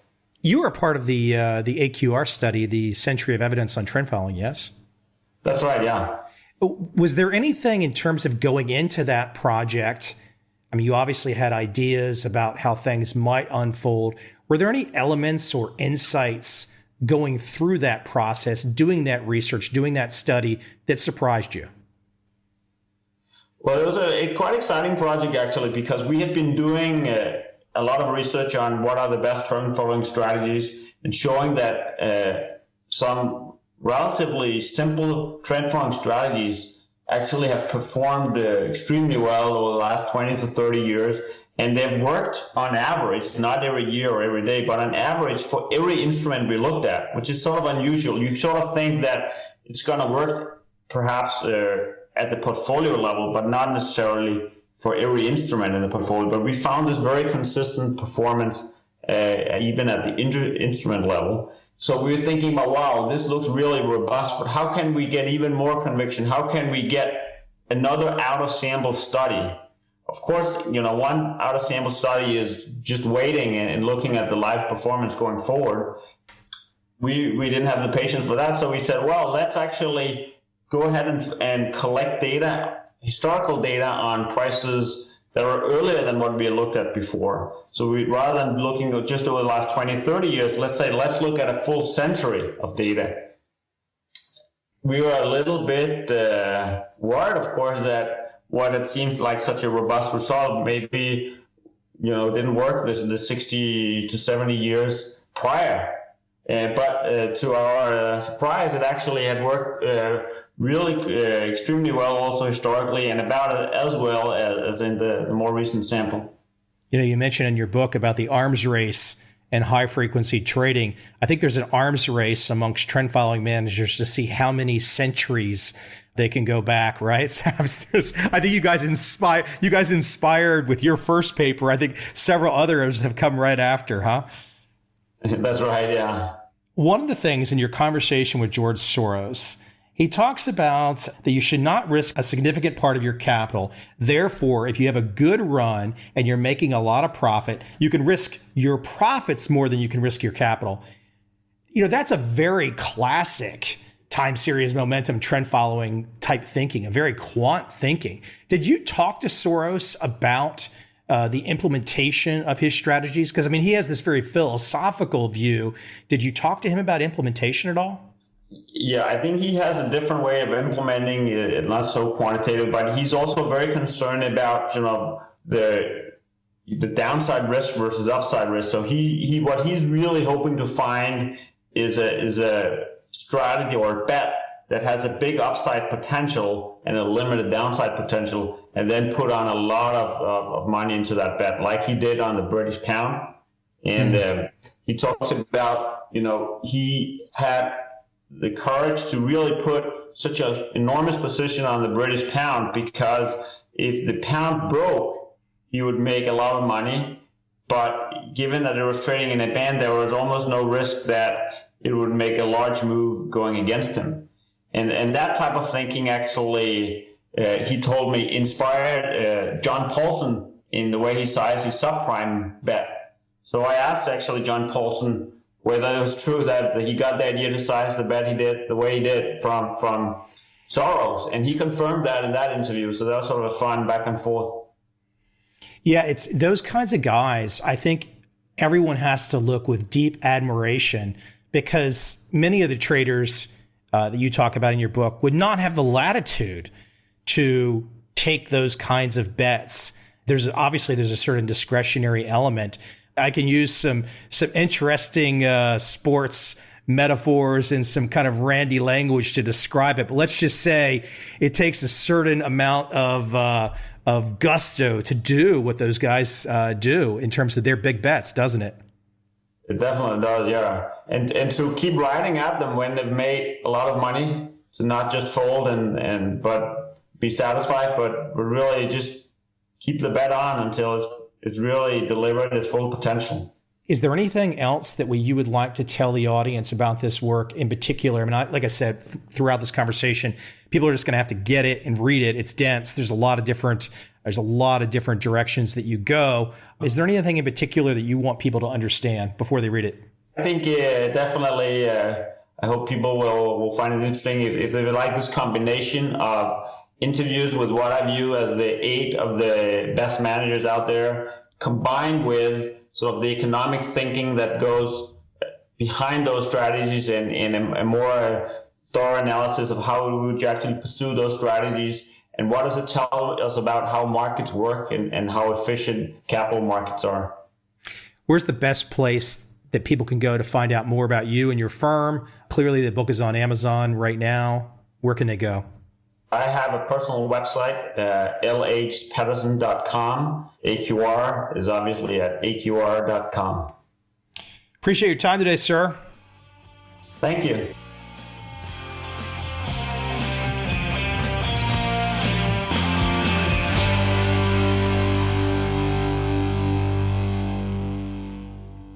Today in the show, I have Ewan Kirk. He's the head of Cantab Capital in Cambridge in the UK. Ewan brings very clear and strong opinions. I'm sure there's probably a few things that he says in this interview that will be enlightening, and perhaps a few people will feel like their feathers are ruffled. But nonetheless, I love it. What a great story from 2006 to today. Growing his assets under management from around 30 million to over 5 billion. Inspiration as well. Ewan has seen his net worth climb from not super high to super high. I think super high, a $500 million plus, would be quite inspirational. A trend-following trader plus other strategies, but clearly a trend-following foundation. One thing to keep in mind also, September of 2014. For all of the last couple years where you'd read these articles, is trend following dead? Is trend following dead? Trend following's over. September 2014 comes along and boom. It's not about consistent profits. Consistent profits, predictable profits are the holy grail. You're never going to get there. Better to have a strategy that takes those small losses and then finds those big months, those big periods where the world changes, where profits come unexpectedly. That's trend following. I hope you enjoy this conversation.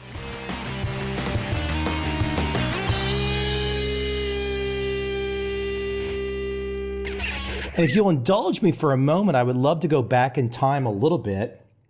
And I'd love for you to paint the picture, because we're going to break apart your trading strategy, your management strategy. I want to break all that apart. But before that, a guy with a PhD in mathematical physics going to Goldman Sachs, you weren't the guy that was living and breathing trading when you got there, were you?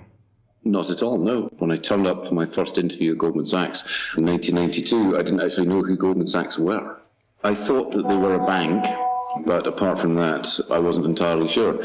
So no, I didn't live or breathe trading. I didn't even live or breathe quantitative finance. Probably couldn't have discounted the cash flow. So they were looking for a certain type of thinker, a certain type of thinking. Yes, they were looking for somebody who had some sort of mathematical background, and computer programming is also important. I say this to just about everybody that we interview, that it's sort of useless being a mathematician, being a statistician without being able to computer program, or without being able to program a computer rather, because it's like being a novelist who can't write. The way that you express your views or express your ideas is through programming computers. And so I was a reasonably good computer programmer. I had a background in quant, and Goldman very kindly took a punt on me. I saw that your co-founder, Eric, he called programming, he said it's today's literacy. You have to have it. It's today's literacy. And that strand runs through a lot of my career, but also runs through what we do at Cantab. Everybody programs. I myself have just spent the last 2 or 3 weeks programming up a piece of our infrastructure. There's no rest for the wicked, as they say. But as I lay that foundation, as you talk about your background, it's going to look to the audience out there that there's this perfect physics mathematical background. But you're also a guy that you go to work at Goldman Sachs, and I've seen this mentioned in the press.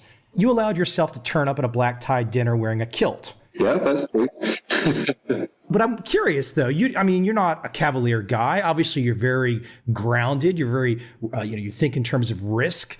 So, but what was your thinking there? What is your thought process that you allow yourself to stand out like that? Truth is, of course, that for somebody who, like myself, originally came from Scotland, the traditional black tie dress is a kilt and all of the attendant bits and pieces with that. So it's not like I turned up in a clown costume. I hope you did not infer that that's what I was saying. No. I'm smiling as I'm saying this. Okay. But I do think that one thing that Goldman Sachs was very good at doing, and presumably still is it's tolerant to some degree of idiosyncrasy. Certainly in the early days, Goldman was a partnership with maybe 150 partners running their small businesses. That made it very much a meritocracy, very much a what have you done for me today kind of thing. Me turning up in a kilt is not the strangest thing that I've seen, but it's a place where really much more so than other banks, certainly in the 90s, it was a place where all Goldman was interested in were you good at your job? Within certain limits, obviously, turning up at in a clown costume at a client meeting would probably be a very quick way of getting fired. I mean, I took it as a complete outsider reading about it in a press account. I just took it as you saying, look, I'm going to march to some music that is standard, but I'm going to think outside the box. I'm not going to just be the guy that's clocking in. I mean, that's as an outsider reading it, that's how one takes it. I probably couldn't violently disagree with that view. No, I think yes. There's certainly some of that in me is to not just be the guy. Although to put this in context, Goldman Sachs, to take that as an example, Goldman Sachs is a very serious, very successful U.S. corporate, and there's a limit to how outside the box you can think in a bank, and quite rightly too. Banks are responsible for a lot of risk for their customers. They're responsible. They have a fiduciary duty in lots of cases.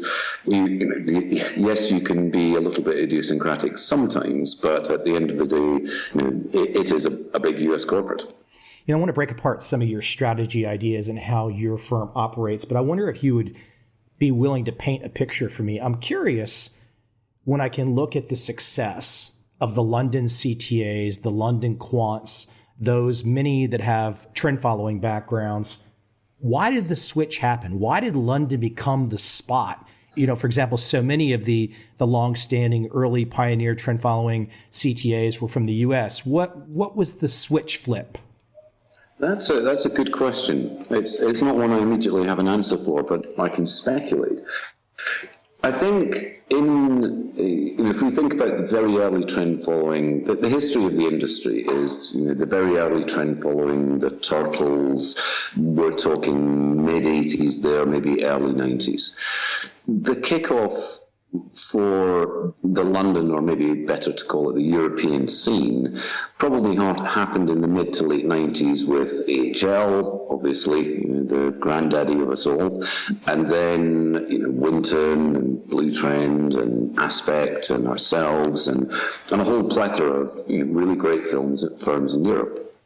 I think partly the reason why we maybe managed to become more successful or grow was more of a scientific approach to investment and statistics.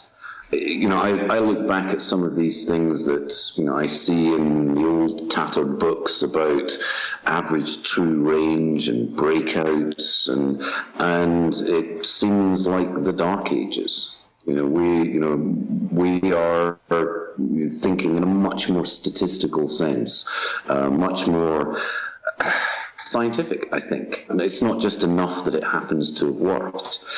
Possibly that's, maybe we can thank David Harding and the rest of the team at AHL for building that into the consciousness, and then it just takes off. Why? So the question there is, so why didn't the CTAs in the US follow that lead? I would clearly believe that a more scientific approach to investing, a rigorous statistical approach to it, I clearly believe that that's better than just a rule that happens to have worked in the past. But it's not clear to me why that would then not be transplanted back. I remember, even though we started in 2006, 2007, I do remember people asking me, again, particularly in the States, why do you weight your positions by risk? Why don't you just take a constant lot quantity? 1 lot of this, or 10 lots of this, and 10 lots of that, and 10 lots of the next thing. And obviously that's, there's no other way. That's just madness in a world where you have a contract like the wheat contract, which is maybe, $20,000, and the nickel contract, which is $250,000. It's just an insane way of doing it. But it was the tradition, and our industry is quite conservative. The idea there's a small subset of investors who want the new thing, believe maybe that there's some fabulous technique out there that's just going to predict what the S&P is going to be tomorrow. But there are also people who want it to be the way it was, and anything that steps outside that is maybe a little bit different. Fair enough. Let me jump into some issues that are near and dear to you, central to how you look at markets, your trading strategies. You're talking to clients and you have to tell the new client, and this could be a very experienced client, perhaps they're not experienced with your strategy yet. And you ultimately have to bring up the conversation of, hey, look, losses are statistically inevitable. You can't get around that fact. Now, there's still a significant number of people in the population out there, whether they're very astute about investing or not so astute, they still don't want to imagine losses as part of the game. Yep, people are desperate to invest in something which never loses money. And that is, of course, why Bernard Madoff existed. There's a great phrase by John Maynard Keynes where he said, in the field of fraud and deception, demand creates its own supply. Everyone is desperate. Everyone is desperate to invest in something that doesn't lose money. I'd like to invest in things that don't lose money. I'd like to come up with a strategy that never loses money. Of course, we all want that. But the reality of almost all investing is that if you're really good and or really lucky and you've got a very long track record, maybe 20, 30 years, and you've never changed your strategy over that period, which of course none of these things are really true for anybody, maybe the best you can hope for is a Sharpe ratio of 0.8, 0.9, maybe 1. I know that there are some more liquid, say, stat arb strategies which can outperform that for a long period of time, and then, of course, August 2007 happens. But broadly, a good investment strategy, an outstanding investment strategy, is something which, over a long period of time, has a Sharpe ratio of 1. Investors should really want that. So, a 20% volatility with an average gross 20% return, that would be great. But that does mean something with, say, a 20% volatility. Every 2 years, it's going to have a drawdown of 15%, statistically. Every 4 years, it's going to have a drawdown of 20%. This is just what happens. Even if the system truly has that return profile, it's going to experience those kind of drawdowns, and it's going to experience losses. I have a little spreadsheet that I sometimes show to clients when I'm discussing this, and broadly we don't really use spreadsheets, but it's a nice little tool, which sort of simulates 5 years of returns, daily returns, from something which is a 20% return, 20% volatility process. So, effectively a Monte Carlo simulation, if you want to call it that. And every time you press F9 on this spreadsheet, it draws another graph of another realization of this random but positive process. You don't have to press F9 very often before you get a history which loses money in a straight line for 5 years, which has a 40% drawdown. And remember, this is something which is guaranteed to make 20% per annum over a long enough period. So the expectation of losses is something that everyone should build into their investment process at all times, and it's something that investors do. And the majority of our investors are institutions. They're pension funds, they're insurance companies, they're sovereign wealth funds, they're endowments. To be very fair to these investors, they are really quite sophisticated and they understand that. And so I think sometimes when you're speaking to maybe high net worth individuals or smaller family offices, the desire there to protect capital is much stronger. You have to be extremely clear about the fact that there are things that will happen in the future which will be unpleasant. The other thing you have to do is explain to investors when you're making money that it probably won't last. Do you see the demand for that discretionary macro trader hedge fund that just says, trust me, I have the experience, I can call the direction, I can position these multiple futures contracts across all these different markets, just trust my discretion? Do you see the demand for that waning? Obviously, by the time somebody's sitting on the other side of a table from me, they're probably not going to be asking me that question.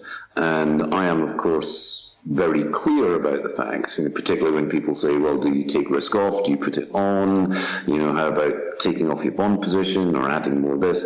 I'm very clear about the fact that I cannot see into the future. I'm not psychic, so therefore I don't have any skill in that. That my skills lie elsewhere.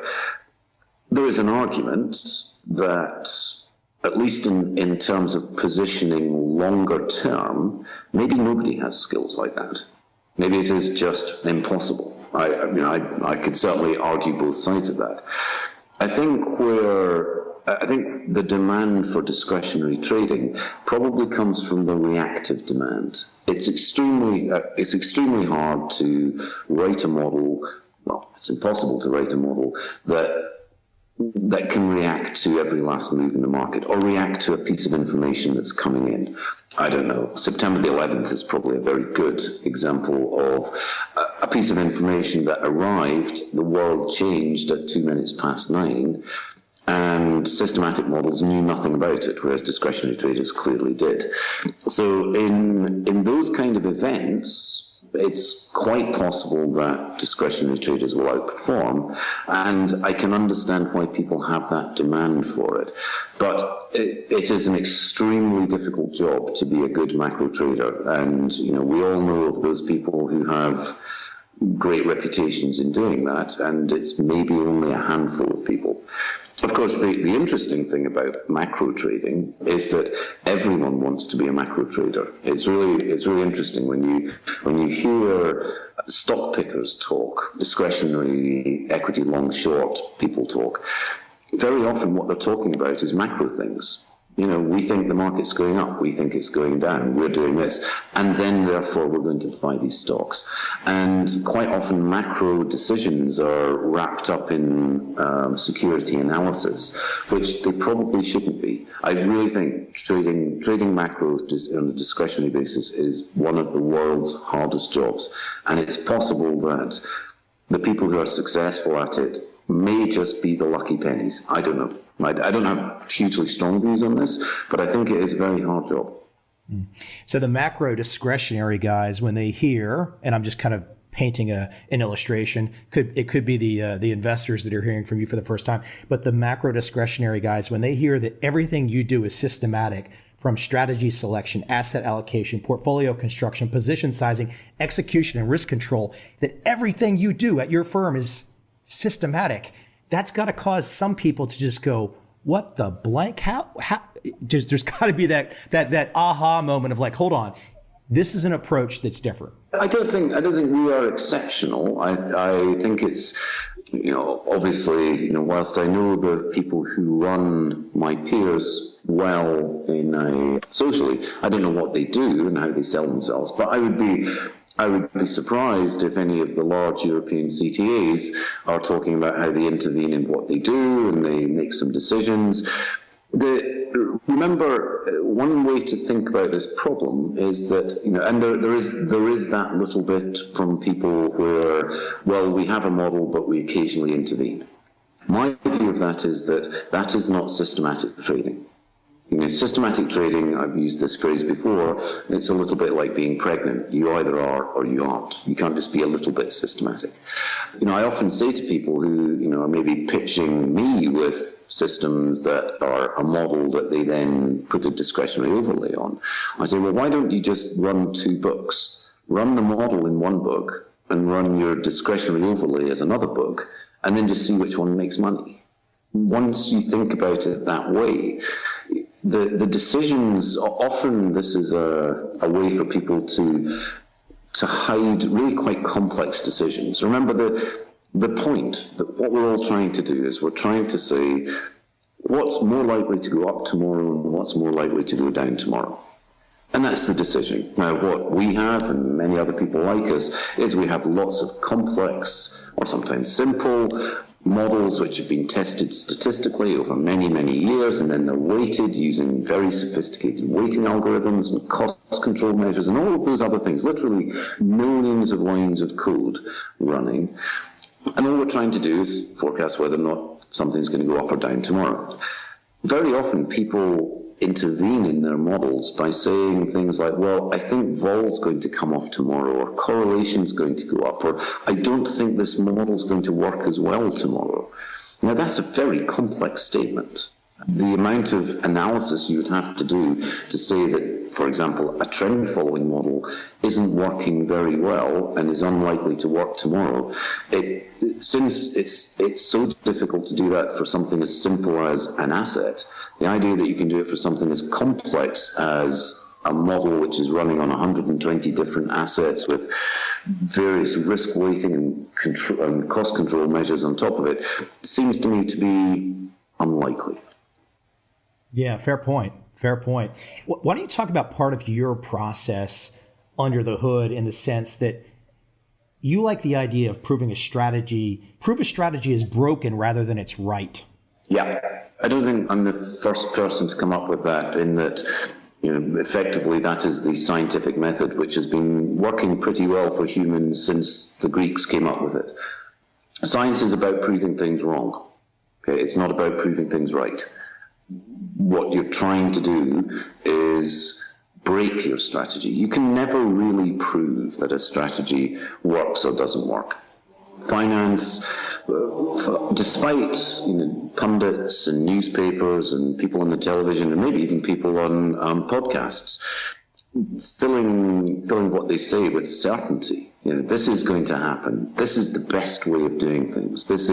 Our systems are better than somebody else's systems. Our stock portfolio is better than somebody else. I know this, I know that. Finance is full of all of that. But in fact, finance is dominated by randomness. Randomness is everything. And so because randomness is everything, you need to be uncertain. You need to have a lack of conviction and dogma in certain things because you want to be able to prove that things are wrong. And so, when we come up with a new strategy or a new idea or a new trading system, what we're trying to do is, at least when we're simulating it and running it through all of our systems, what we're trying to do is find out what's wrong with it.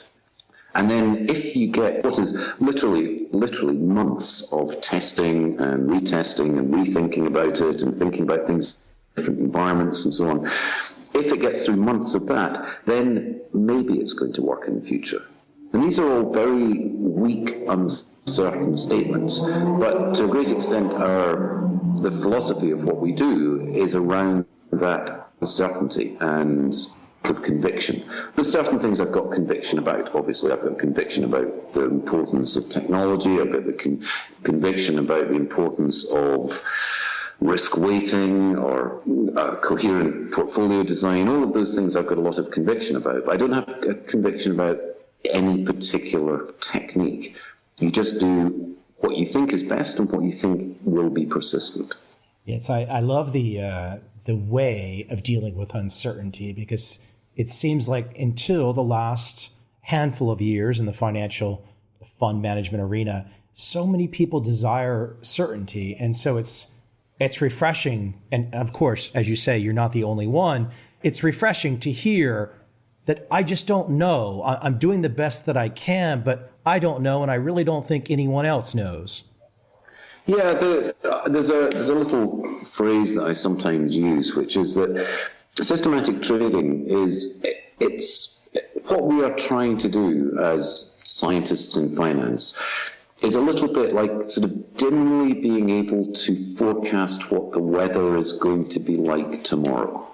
And it's like meteorology in that sense. It's full of uncertainty, and technology helps, and the models aren't perfect, and they don't forecast better than even the biggest computers in the world don't forecast the weather very well 5 days forward.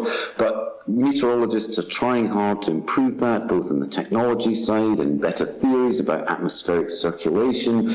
And they're maybe not too bad at forecasting the weather tomorrow in certain places. Probably not in the UK because it's so rainy, but you understand where we are. In the past, a lot of investment has really been people looking at the sky and saying, "Look at that cloud; it looks like a dog."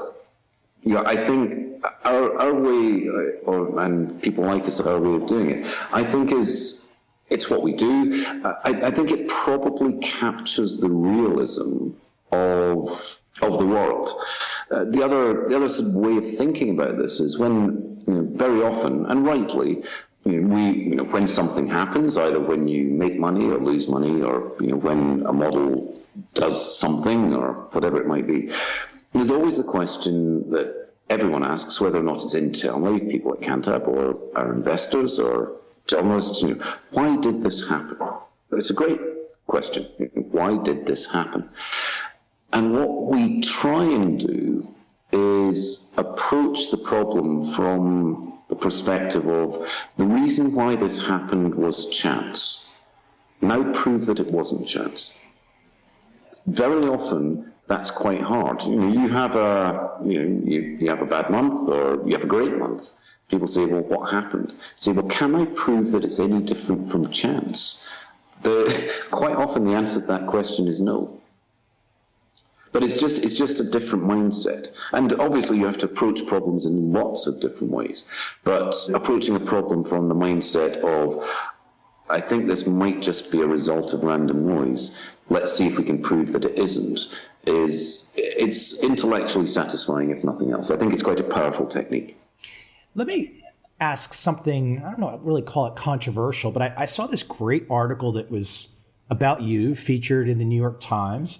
And I kind of went through some of the comments, and I noticed some of the comments were highly negative, and the thrust of the comments were essentially that you don't bring value to the economy. And I thought to myself, because I know something about what you do and what your peers do, and I thought to myself, those comments misunderstand, because there's so many of your investors, even if they're institutional investors, are representing the small guy. I mean, it's the small guy's retirement money that often makes it into the big institutional account.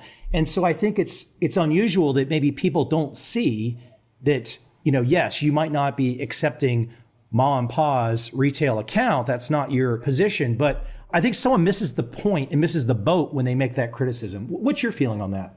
This is a hard question to answer.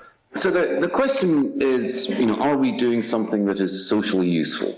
Are we doing a good thing for the economy? That's a hard question to answer. Once you start going down that route, what is useful to the economy, or useful to society? The world only needs one car manufacturer. It doesn't need hundreds of car manufacturers. It doesn't need hundreds of models. So every car manufacturer is kind of not doing something useful for the economy. Nobody really needs an expensive meal at an expensive restaurant. So expensive meals and expensive restaurants aren't really doing anything useful to the economy. Nobody needs podcasts.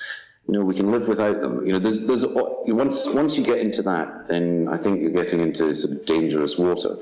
We are, I believe, over time, are providing something which is valuable to our investors. I think we are doing that as well as we can. We are constantly trying to add little incremental improvements that make the returns better. We won't make money every month, and we won't make money every year, and sometimes we'll lose money and sometimes we'll make money. But we are doing the best we can to produce positive returns for our investors. And our investors are, as you say, a wide variety of people. They're pension funds. It's as you say, mom and dad, as we say here in the UK, who are investing in this. And where I feel, although this is not quite the same as finding a cure for cancer, and it's certainly not the same as landing a probe on a comet, to use something recently, which are all fantastic things to do. This is what we do, and we probably, at the margin, make the returns of our investors' portfolios better in some way, either higher or lower risk or less correlated and so on. Where I think there's much more problem in people doing something which is not socially useful is when relatively simple strategies are dressed up as something very complex. People effectively just being an index tracker, doing long-only things, but just actually tracking the S&P index, but charging 2.20 for it. That's a very bad thing to do, I think. At least I believe that what we do is something that is intellectually rigorous. It's probably a good thing. The other thing to remember, of course, is that trend following, systematic trading, the money comes from somewhere. If we make money for our investors, somebody loses it. And if you lose it, someone's gaining it. Someone's gaining it. We would believe and hope that over time, we will make money more often than we lose, and that will, over time, give positive returns. But it doesn't mean that somebody is losing. And it's a very hard question to answer. There's a game out there that everybody can play.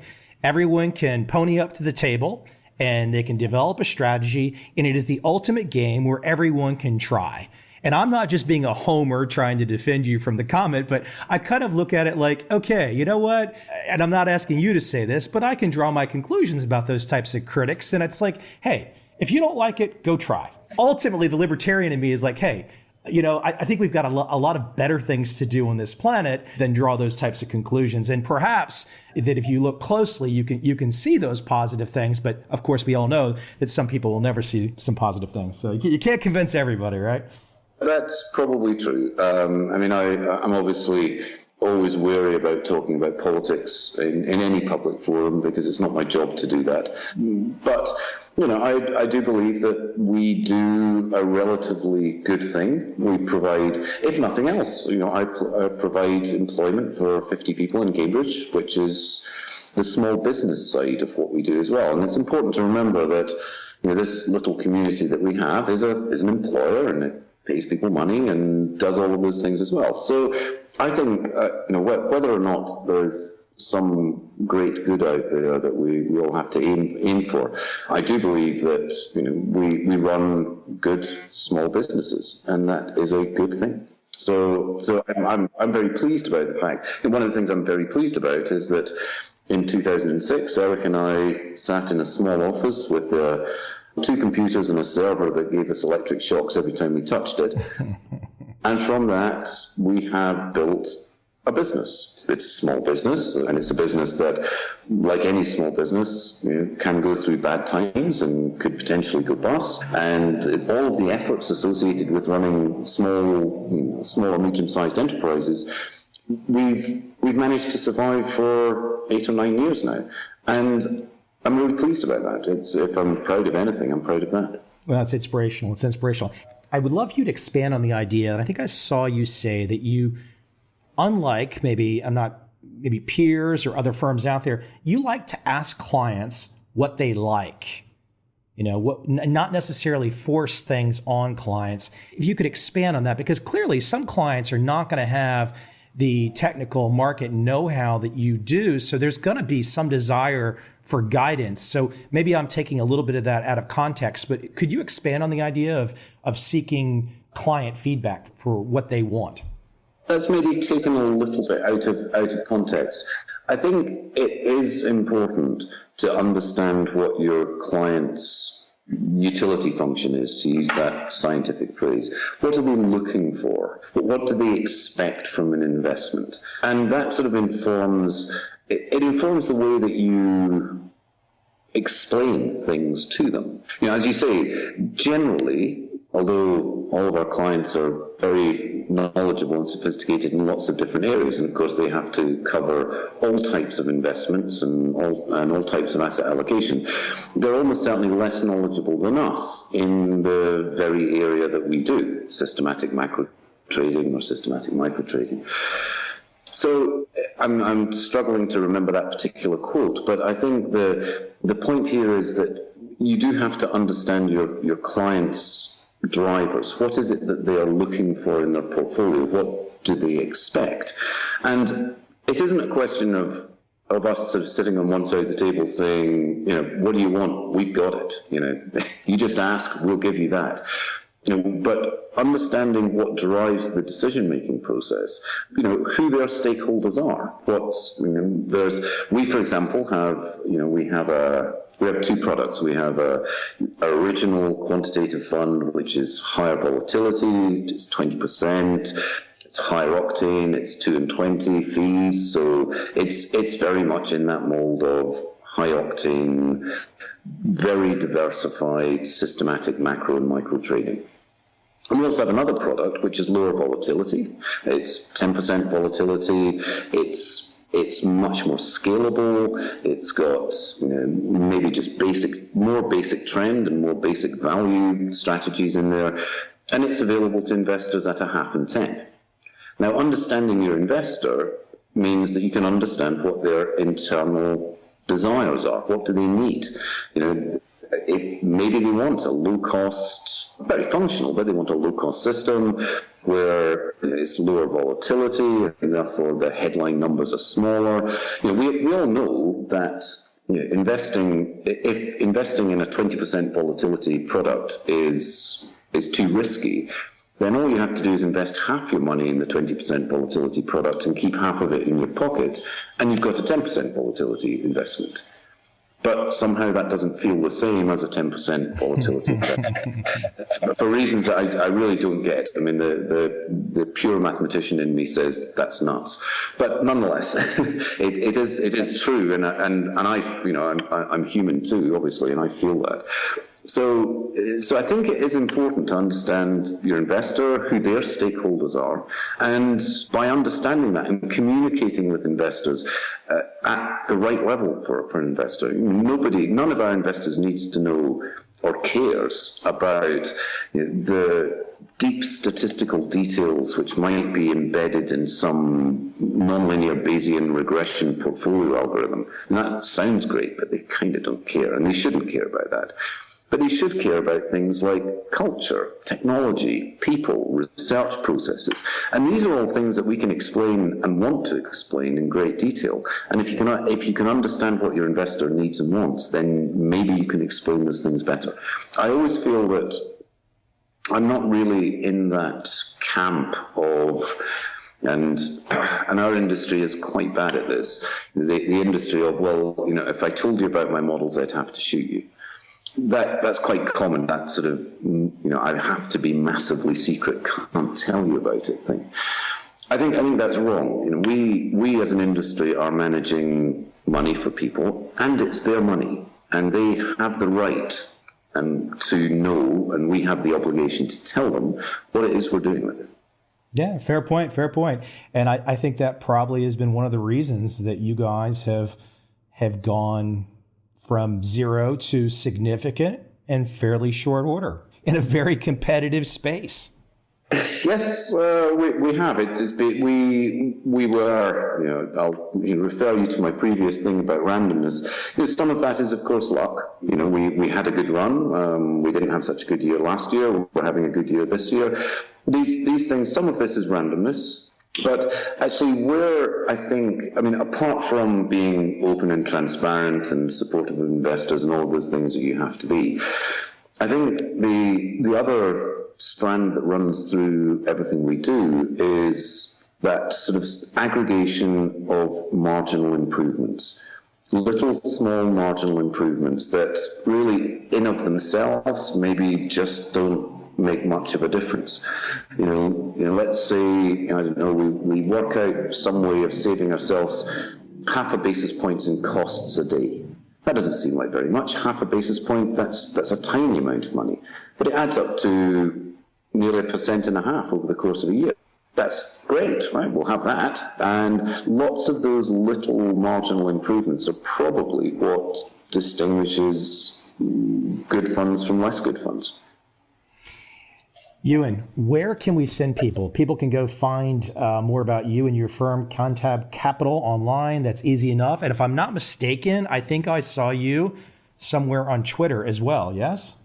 I think I don't really tweet anything about finance at all. It's not, I don't think it's the format of 140 characters is not really ideal for extensive thought and analysis of things. But our website's a great place to find out a lot more about the firm. All of the contact details are there, and that really I actually quite like our website. I think it gives a very good impression of the firm and how we work and our culture and the products that we have. So yeah, the website's a really good place to find out about Cantab. And obviously if any of your listeners are in Cambridge, I'm more than happy to just drop in and see us.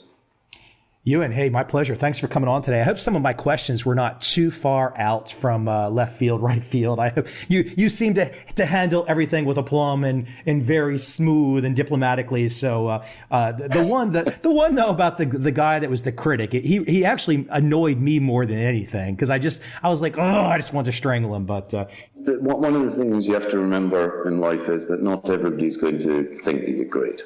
Yeah.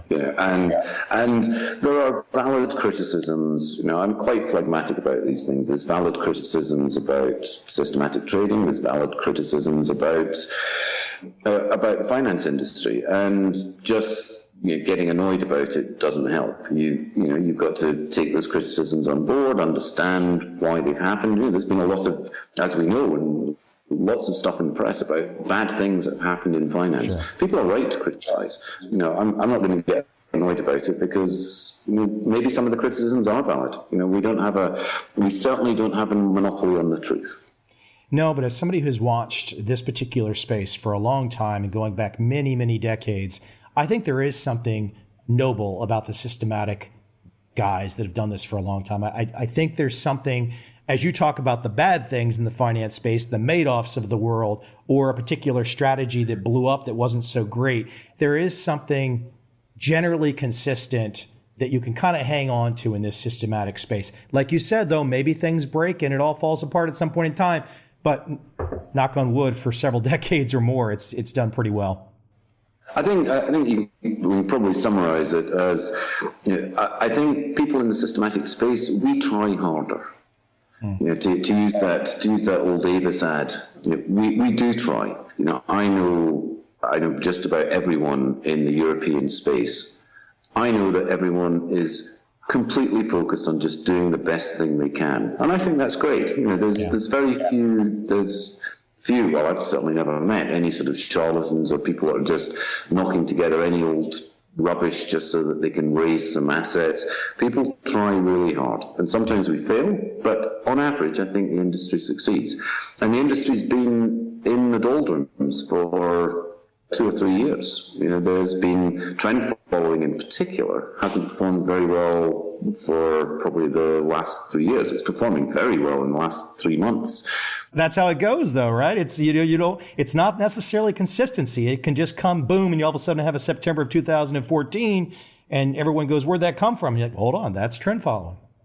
That's the way it works. That's an interesting thing for people. I explain. When people say trend following hasn't worked for 3 years, if you take a simple trend following model and just run it across 100 assets, when trend following is working really well, it's maybe working on 60 assets and not working on 40.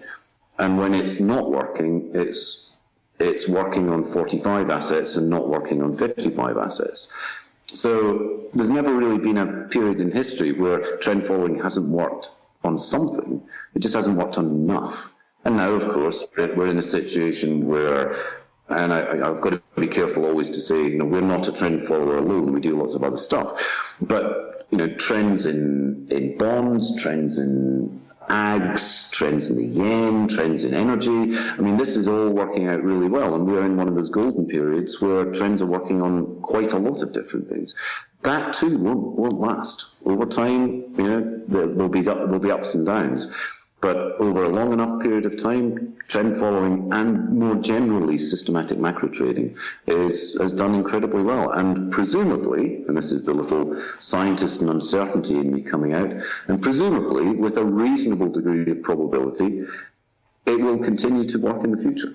Hey, look, if anyone out there looks at a systematic quant track record and it's all black ink, then you've got trouble.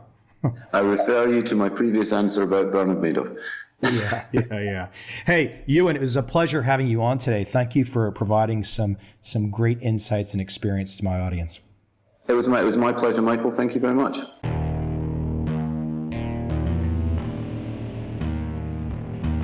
I see a time when those awake will understand how to make money in up, down, and surprise markets.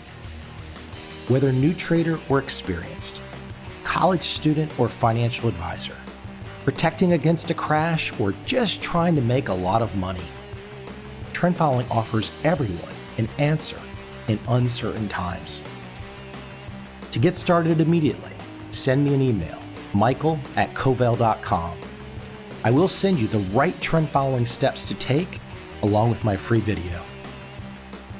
But if you want to buy and hold, trust the government and trust Wall Street, this is absolutely not for you.